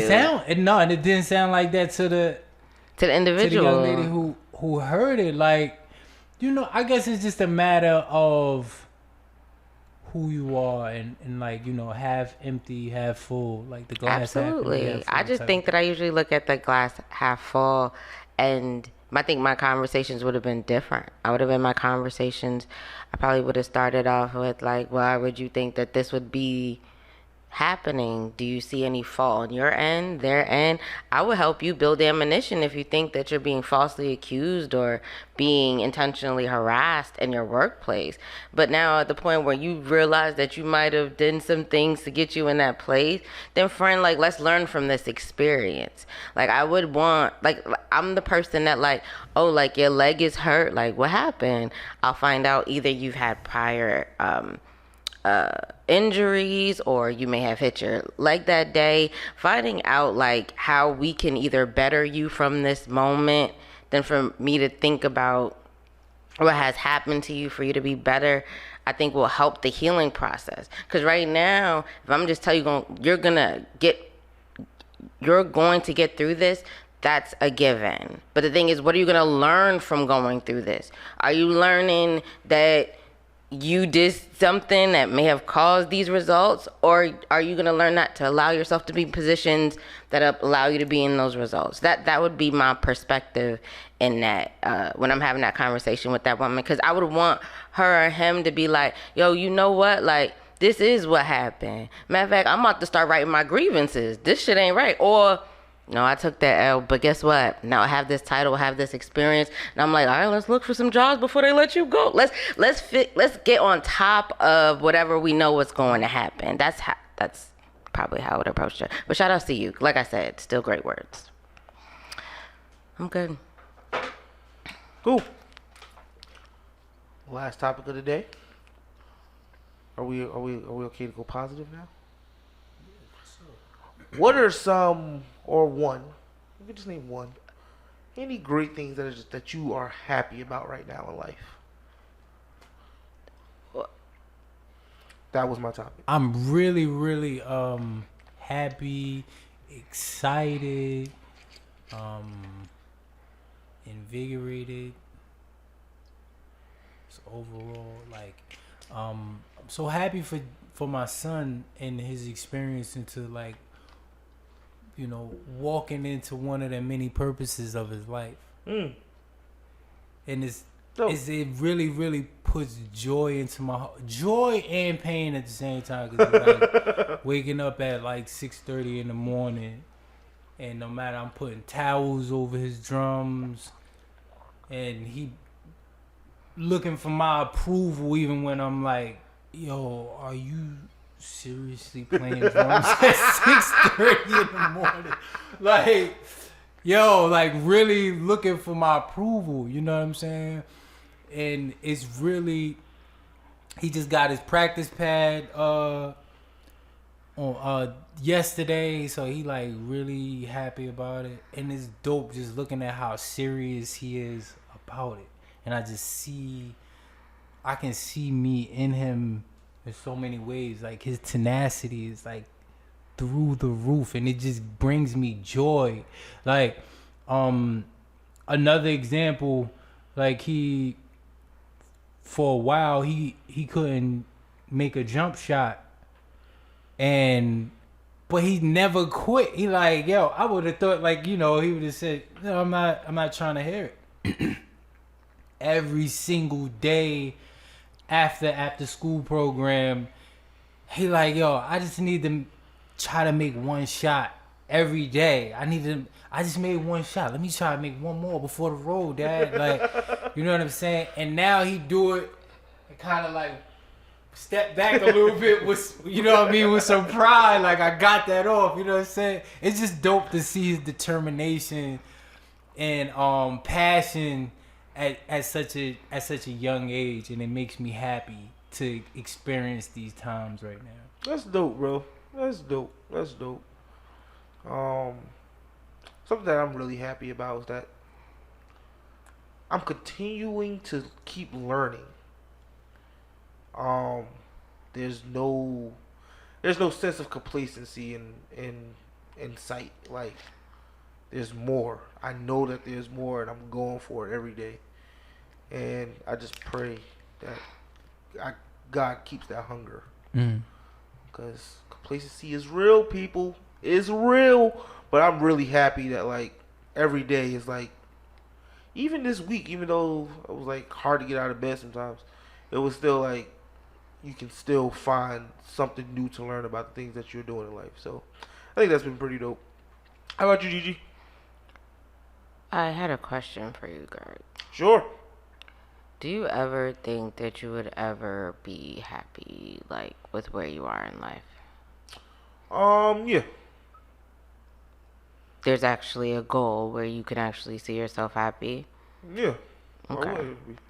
I don't know. You say you're never satisfied. Satisfied and happiness don't, to me, correlate with each other. Alright.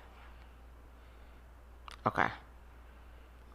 Or even the idea of success. Is there any place where you feel like you have met your measure of success for yourself? No. Alright. Okay. You know you can exceed expectations, right? Absolutely. I feel like I exceed expectations every day. So how do you not meet? Because I get what you did there. It's pretty good. Then let me rephrase my statement. Yes, I have succeeded in some things in life. That'll be stupid not to say yes. I have succeeded in some places in life, and I have exceeded some of my expectations for sure. Okay, yeah, I have. I retract my statement.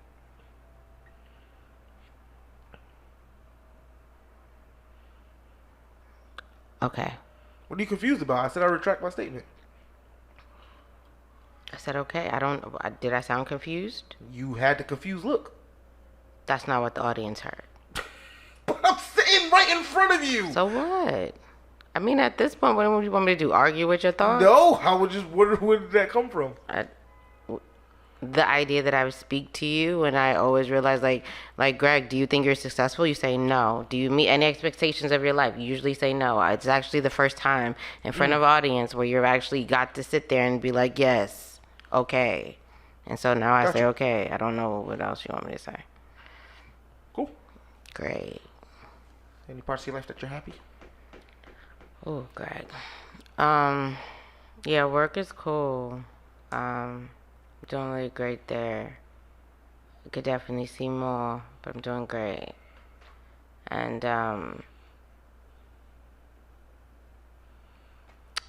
work is cool. I don't know. That's it. That's all I got. What's the question? Any part of your life right now that you are just happy about?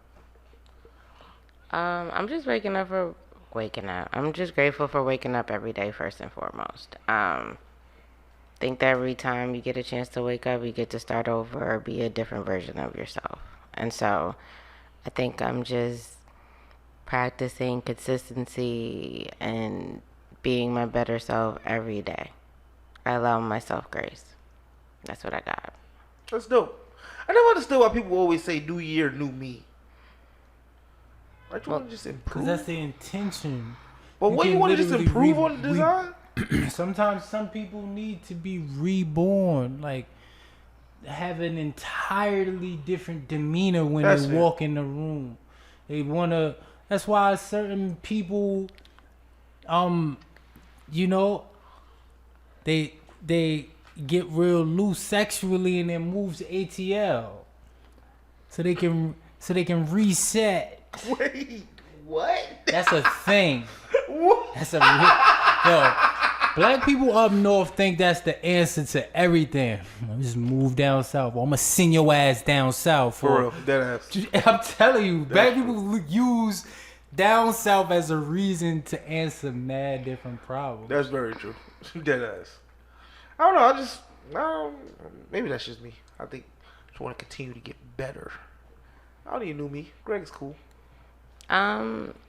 I think that it's a play on words. I think depending on what your year has brought to you or whatever trauma that may have happened or experiences that may have taken you back, that you just want to like start over. You don't want the last year to represent the person that you are. You want it to be about experiences, not about being a victim of your circumstances. And so, like, I don't think new always means like you're this brand new person. I just think it allows yourself to be you don't want to say, oh, I've evolved. It don't sound right. The marketing don't sound great.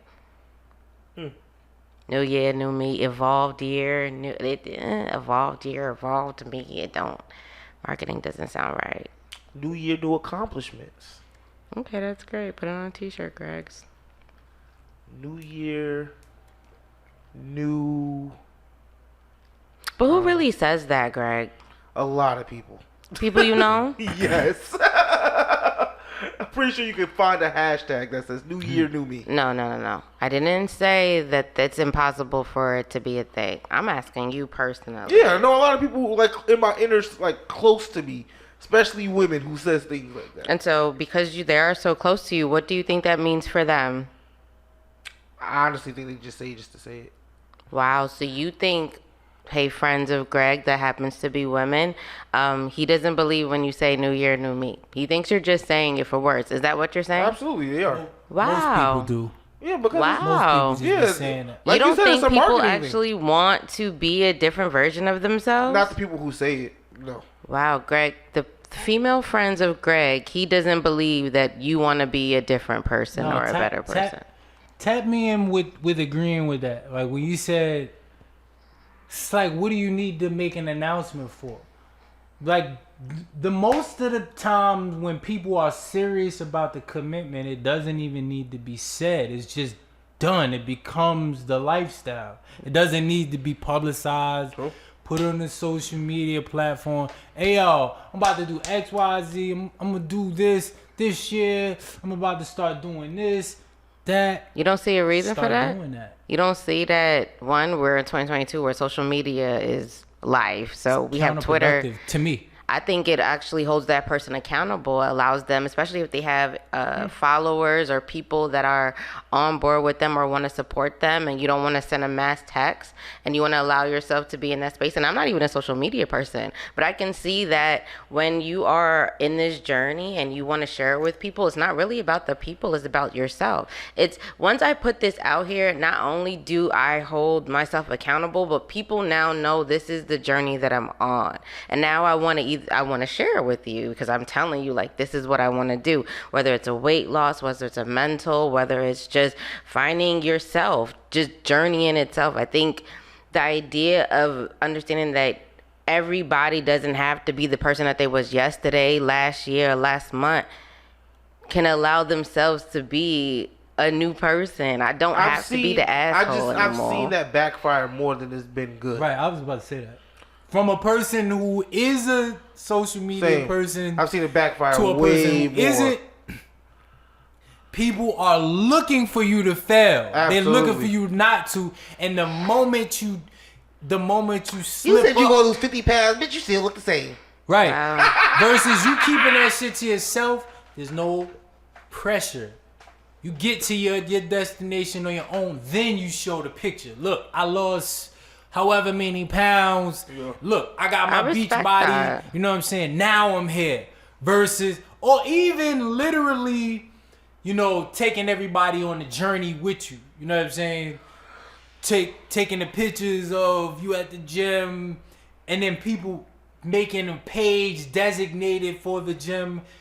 But the moment you gotta make sure you keep that shit consistent, especially when you start putting that shit on the internet. Cause you start posting on that gym profile. And you try to, hopefully they forgot about that shit. Maybe they forgot. What y'all doing? Dead What y'all doing today? Oh, nah, nigga, you supposed to be at the gym. You supposed to be at the gym. What are you doing? I don't follow people like that. You supposed to be at the gym. That's hilarious. I'm not saying what you're saying, like, it does happen, but it definitely backfires Like I said, way I'm not a more. social media person. I'm just giving you a perspective. Theory, of why that somebody would sounds share good. that. Absolutely. That in theory, that makes sense. It sounds great. You know, put your New Year's resolutions right there on the thoughts that you thinking. I'm thinking about my New Year's resolution. Y'all believe in New Year's resolutions? I believe in any resolution. If you set a goal or any type of aspiration for yourself, it don't matter when you do it, as long as you want actually get it done. It don't need to be at the end of the year. It could be the second day of the beginning of the year. It could be the middle of the year. It could be the end of the year. At any point in time you want to make a change in your life, you can set it. I don't see there's no time limit to when you want to be a better person than you were yesterday. I think time is relative. Time is just a construct and that allows us to work or make sense of the day, but time is relative, Greg. That's why you could go to Cali and it's 3 hours ahead of time. Like, it's relative. What do you say is relative? Time is relative. You're right. And I think some people, because it's relative, it works against people. Because in the same breath, tomorrow isn't promised. No, that's what I'm saying. Is so that like why not do what you need to do? If you think about it, like time is really constructed. Think about why time is relevant. School, work, TV shows, anything that allows control of your life has a time frame. Outside of that, time is real. When you're sleeping and you think about the hours that you're sleeping, that's your time. For sure. No, I don't disagree with you. I just think, because time is relevant, I think people should really look how to use their time. Use it well. You know, I saw something that said people typically spend more time asleep than awake, statistically speaking. From work, sleep, and doing things that actually... Now, this is from the perspective is this in a lifetime? People, yeah. The span of... Muhammad Ali did it. He did like a breakdown, and I was like, yo, he did like a breakdown about the statistic... No. The time that roundabout time that you spend at work, the roundabout time you spend sleep, the roundabout time you spend with your... that time that you have spared for your family because you actually have to make a living for yourself, and then breaking it down to the harsh reality that we don't even have that much time on earth as it is, even if you live a full life. Because you realize you've been spending a lot of time outside of your real purpose because you're just trying to survive life. Right. I agree with you. And that's why time, it becomes relative, because the only reason why time makes sense is because there's other people that want to prioritize our time. That's work. That's school. And then you have to recharge with sleep to go to these places. Yes, so then that's another set of time that you also need, right? So then you also want to have your social life, family. But again, that time wouldn't mean anything if you didn't have to worry about work. If you didn't have to worry about, because then your time is just about waking up and fulfilling like your purpose. You have your family, you have whatever you're doing. Right. But once you realize that you have to survive, time becomes everything. You think about your retirement plan. You think about how you're going to feed your family. You think about how you're going to pay your mortgage. Like, everything deals with time and money. Everything else just becomes not even the basis. Like, it's like on top of that, before I can do all these other things, do I have the time to even make the money I need in order for my family to be great? For me to be okay? Can I feed me? Can I work part-time and be okay? No.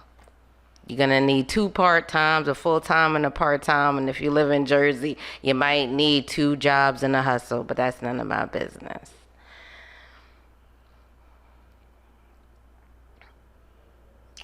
Cool.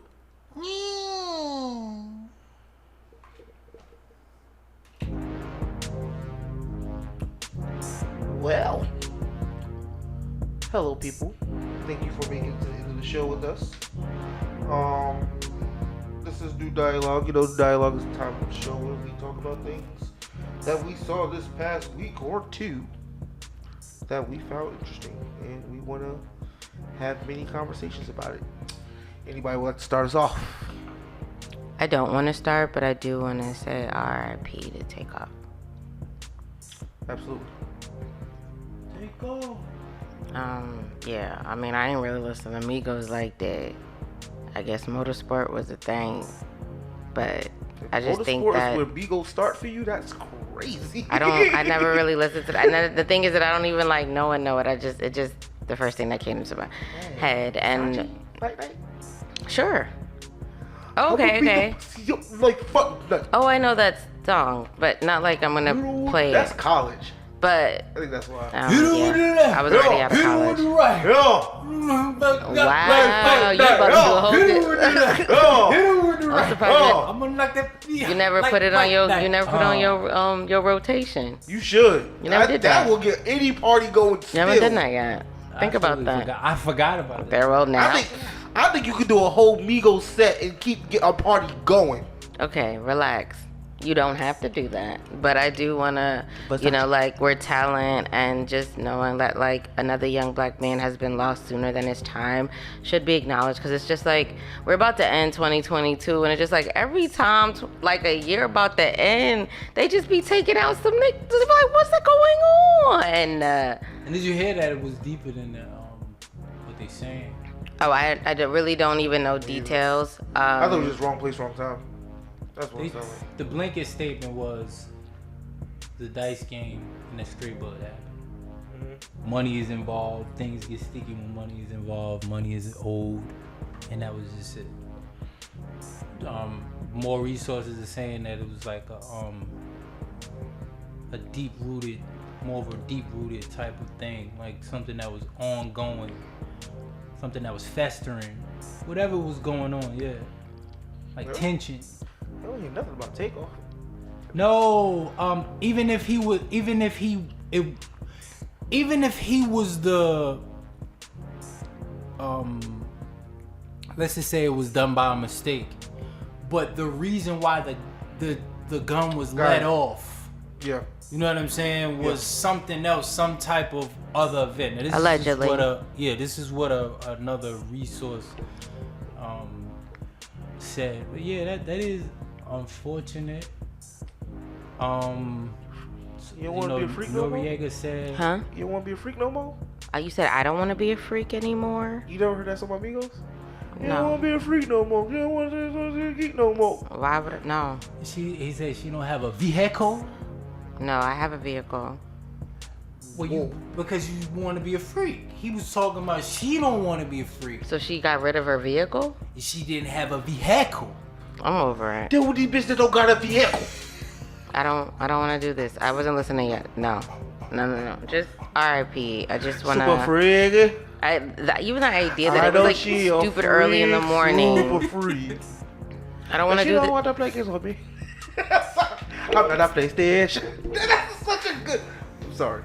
You like them like that. You listen to them like that. I did. Yo, rest in peace, Takeoff, yo. Wow. Yeah, Takeoff. He said, pull up a pop a nigga like a pimple. Wow. You guys really like the Migos. Yo, they killed the No Labels mixtape, and then Culture and Culture 2 are like those are staples. Never tried to take a Bad chance. bougie. You know. Oh, I know that song. Yeah. Wow. Okay, but that's not my new dialogue. But I think that's something at this point that, with the timing of the conversation, that is definitely should be acknowledged because. Yeah, rest in peace. It's really Takeoff, sad. man. That's crazy. And also, I know this is not like famous, but one of my coworkers and friends, her daughter also passed away. She was fighting a battle. I don't know the details, y'all, but I just know that, and I'm not a parent, but I know that just being a parent and knowing that you're seeing your child go before you hits different. And so just it's just heartbreaking to know that like you got like the Takeoffs of the world, and her name is Quinn, which is very interesting of the name for anyone that knows me.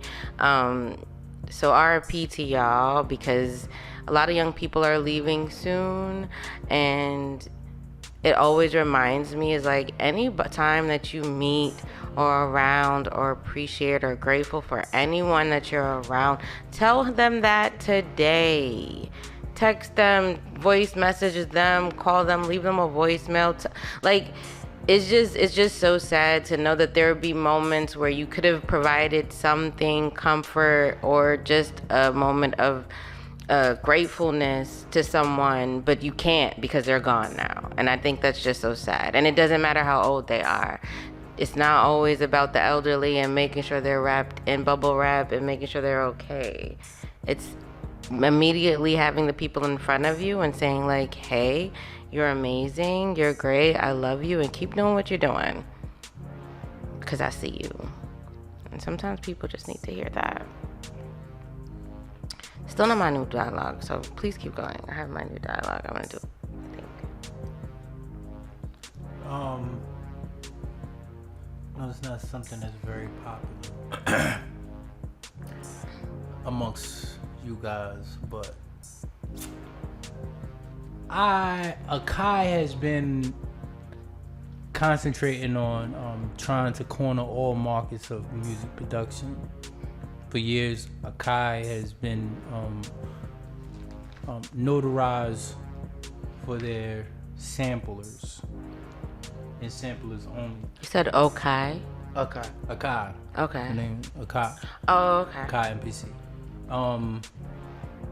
You know, Akai is the father brand, and then they have different types of products under Akai.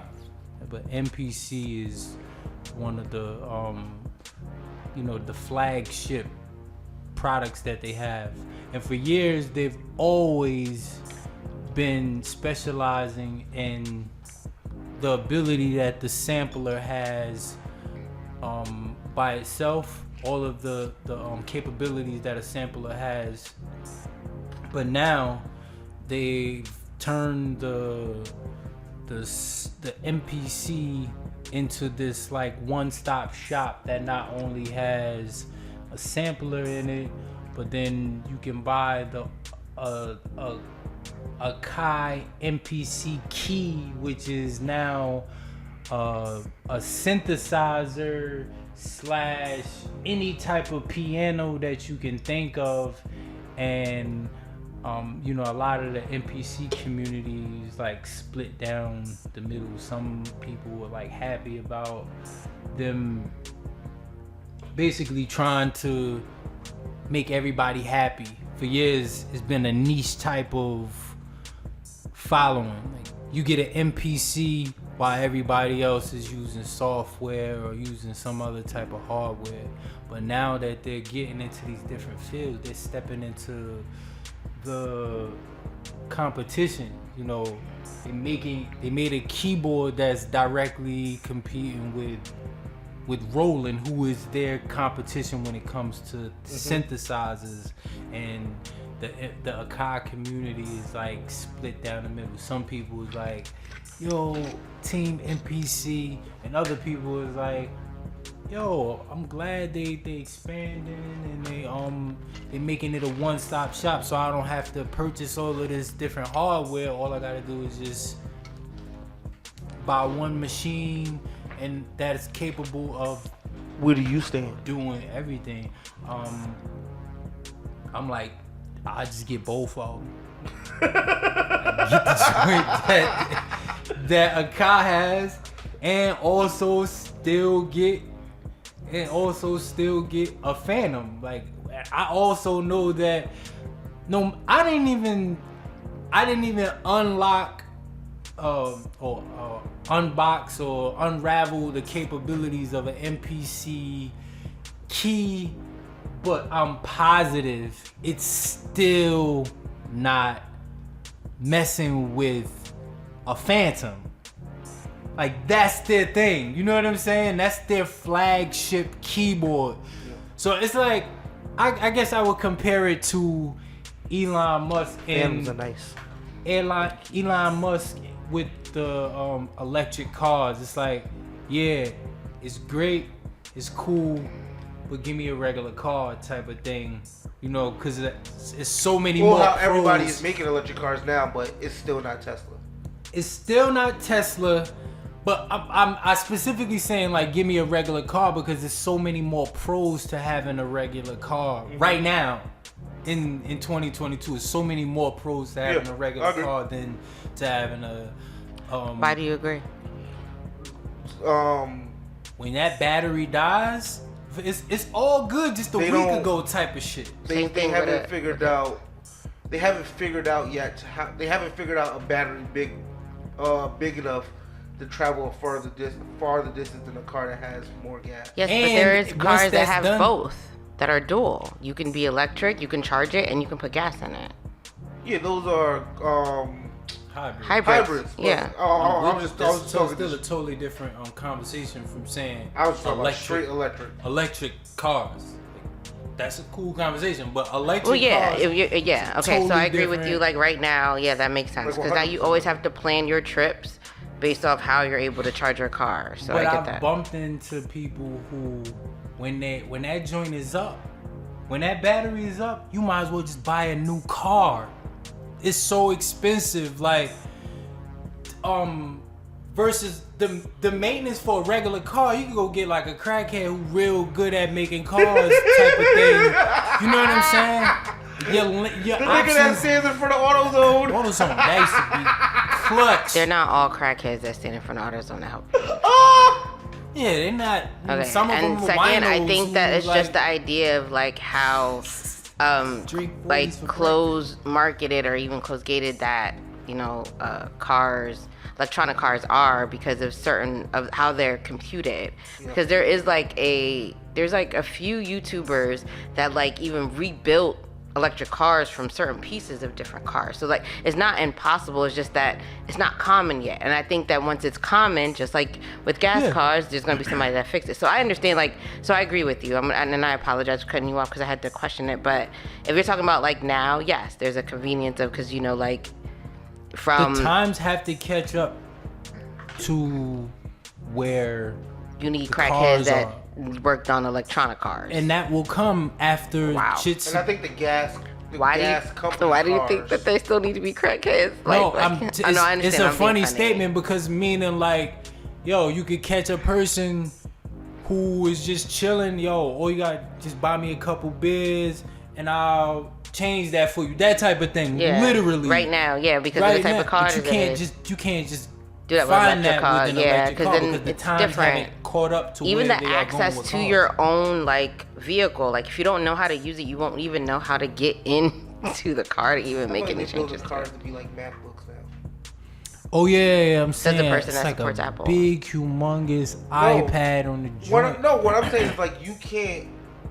The knock against Apple is that there's no customization to the device. No, the knock against Apple is that you can't fix it. You always will have to go to Apple Care. You can't just fix anything on your That's what I own. was getting at. Because there's no customization with it, people feel like you can't, like you gotta go. Like you gotta go. No, that's not true. Customization. Customization is different. We can No, customize things. it's literally because that is the basis of Apple's software. You can't customize it because if you customize it, then when you bring it to us, we can't fix Right. it. You can. I remember back in the day when I used to have an iPhone 3. I went Jailbreak crazy. I went crazy with my joint. Like you can literally do whatever Android can do, but you just have to jailbreak your joint, and it's a lot of stuff that you gotta go through, and you also relinquish your Apple rights, yeah. Yeah, your rights to go to Apple or like your Apple Pay, not Apple Pay, your Apple Care. Apple Care. Yeah. The Yeah. way they make you a priority and stuff. Once they see that joint has been tampered with, or even if you took the screen off yourself, because it's real easy to watch YouTube and order a bunch of Absolutely. screens if your screen cracked. Yeah. Change that, even come with the tools that they have. You know what I'm saying? You could do it, but they just like, I feel like nah. that's what they doing with cars now. You can't even trade that joint in. Like the value is completely gone. Once they see this wasn't done by us. I mean, Sorry. that's always gonna be though. My car is manufactured by Nissan, so I'm taking my car to Nissan to get fixed. He said, I don't know a lot of issues. I just want to say that. Don't get no Nissan, y'all. Just leave that alone. Get something else. What?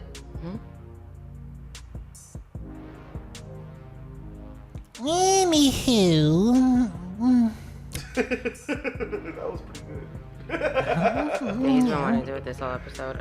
Do you have a new dialogue, Greg? Yes. If you're in a Good. group, respect and love your groupies. That's the new dialogue. What does that mean? Group like what? A group. If you're in a group. A group like what? Teamwork, work, office, friends, group chat. What are you talking about? Group, respect and love your group. A group of what? People. Okay.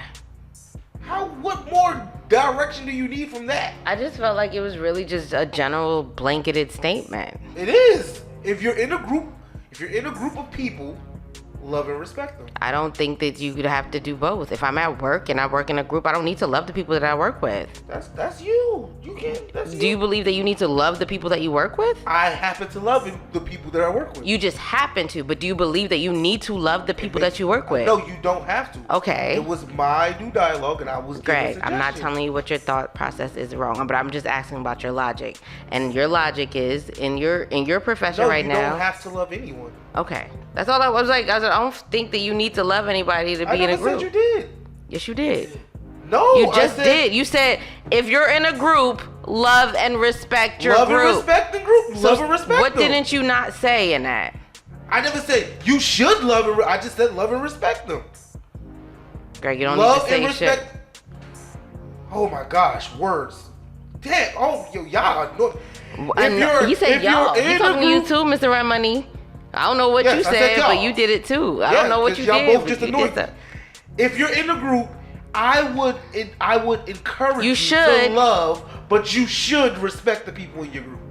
Okay, but you said before. Better? Before. It doesn't matter what I said before. What I said now. Better? It's still recorded. Cool. It's okay. All We'll right. bring it back. People gonna listen to it. It's not really worried about anything like that. But can you expand on that? No. Why you don't want to? Because I'm done. You should love and respect your I group. do. You need to If take you your love own me Kyrie and you Irving respect me, you would advice answer my and question, apologize. Greg. Apologize. For offending me. You offended that young lady. You offended me. You need to apologize, not for what you offended said. If you offended me. If I offended you, I apologize. It wasn't my intent. You see how he's That's doing not an apology? No, it seems like a false accusation. That woman feels sad. It's okay, Greg. I just feel like if you love and respect, you would give us more like detail. There is no more detail. Do you think that we love and respect each other? No. Ooh. Greg, you don't think Greg, Mr. Rent Money, and Gigi love and respect each other? Absolutely. Depends on the day. So now we're letting everybody know. You asking questions and I'm giving answers. Okay, That's the only way it can work. Tell me how you feel that way. I don't want to. You've already said no. But I just said I don't want to. So now you know that we don't respect each other, and you let the world know that we don't respect each other. We don't want to tell us why you think that. Okay, tell me your day. You don't want to tell me what days, then it don't mean nothing. So you've provided. This is the same thing. No offense. I'll just give you a bow in into a conversation that I didn't talk about. But Kyrie, where he didn't respond to a statement that he provided. You don't see the same thing that you're doing, and now people can create narratives on what you're saying. Maybe if you just let them know how you feel, they don't have to create narratives. That's where you at. Okay.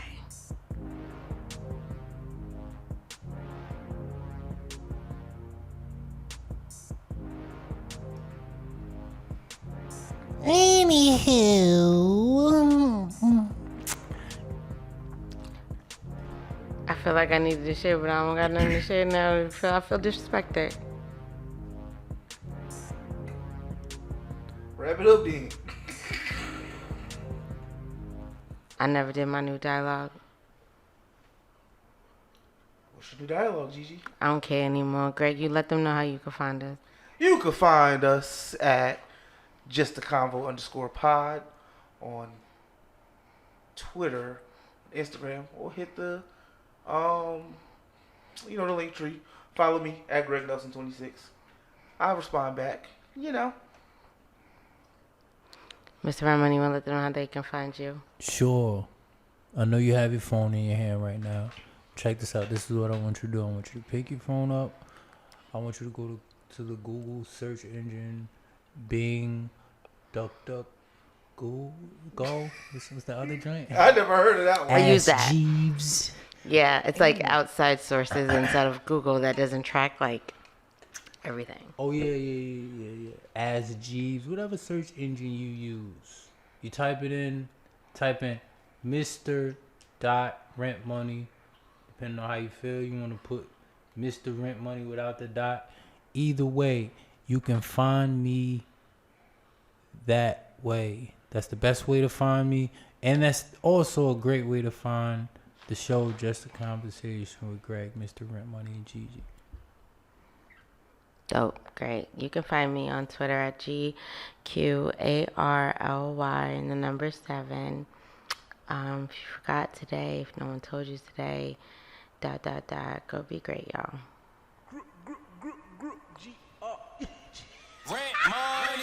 Gigi.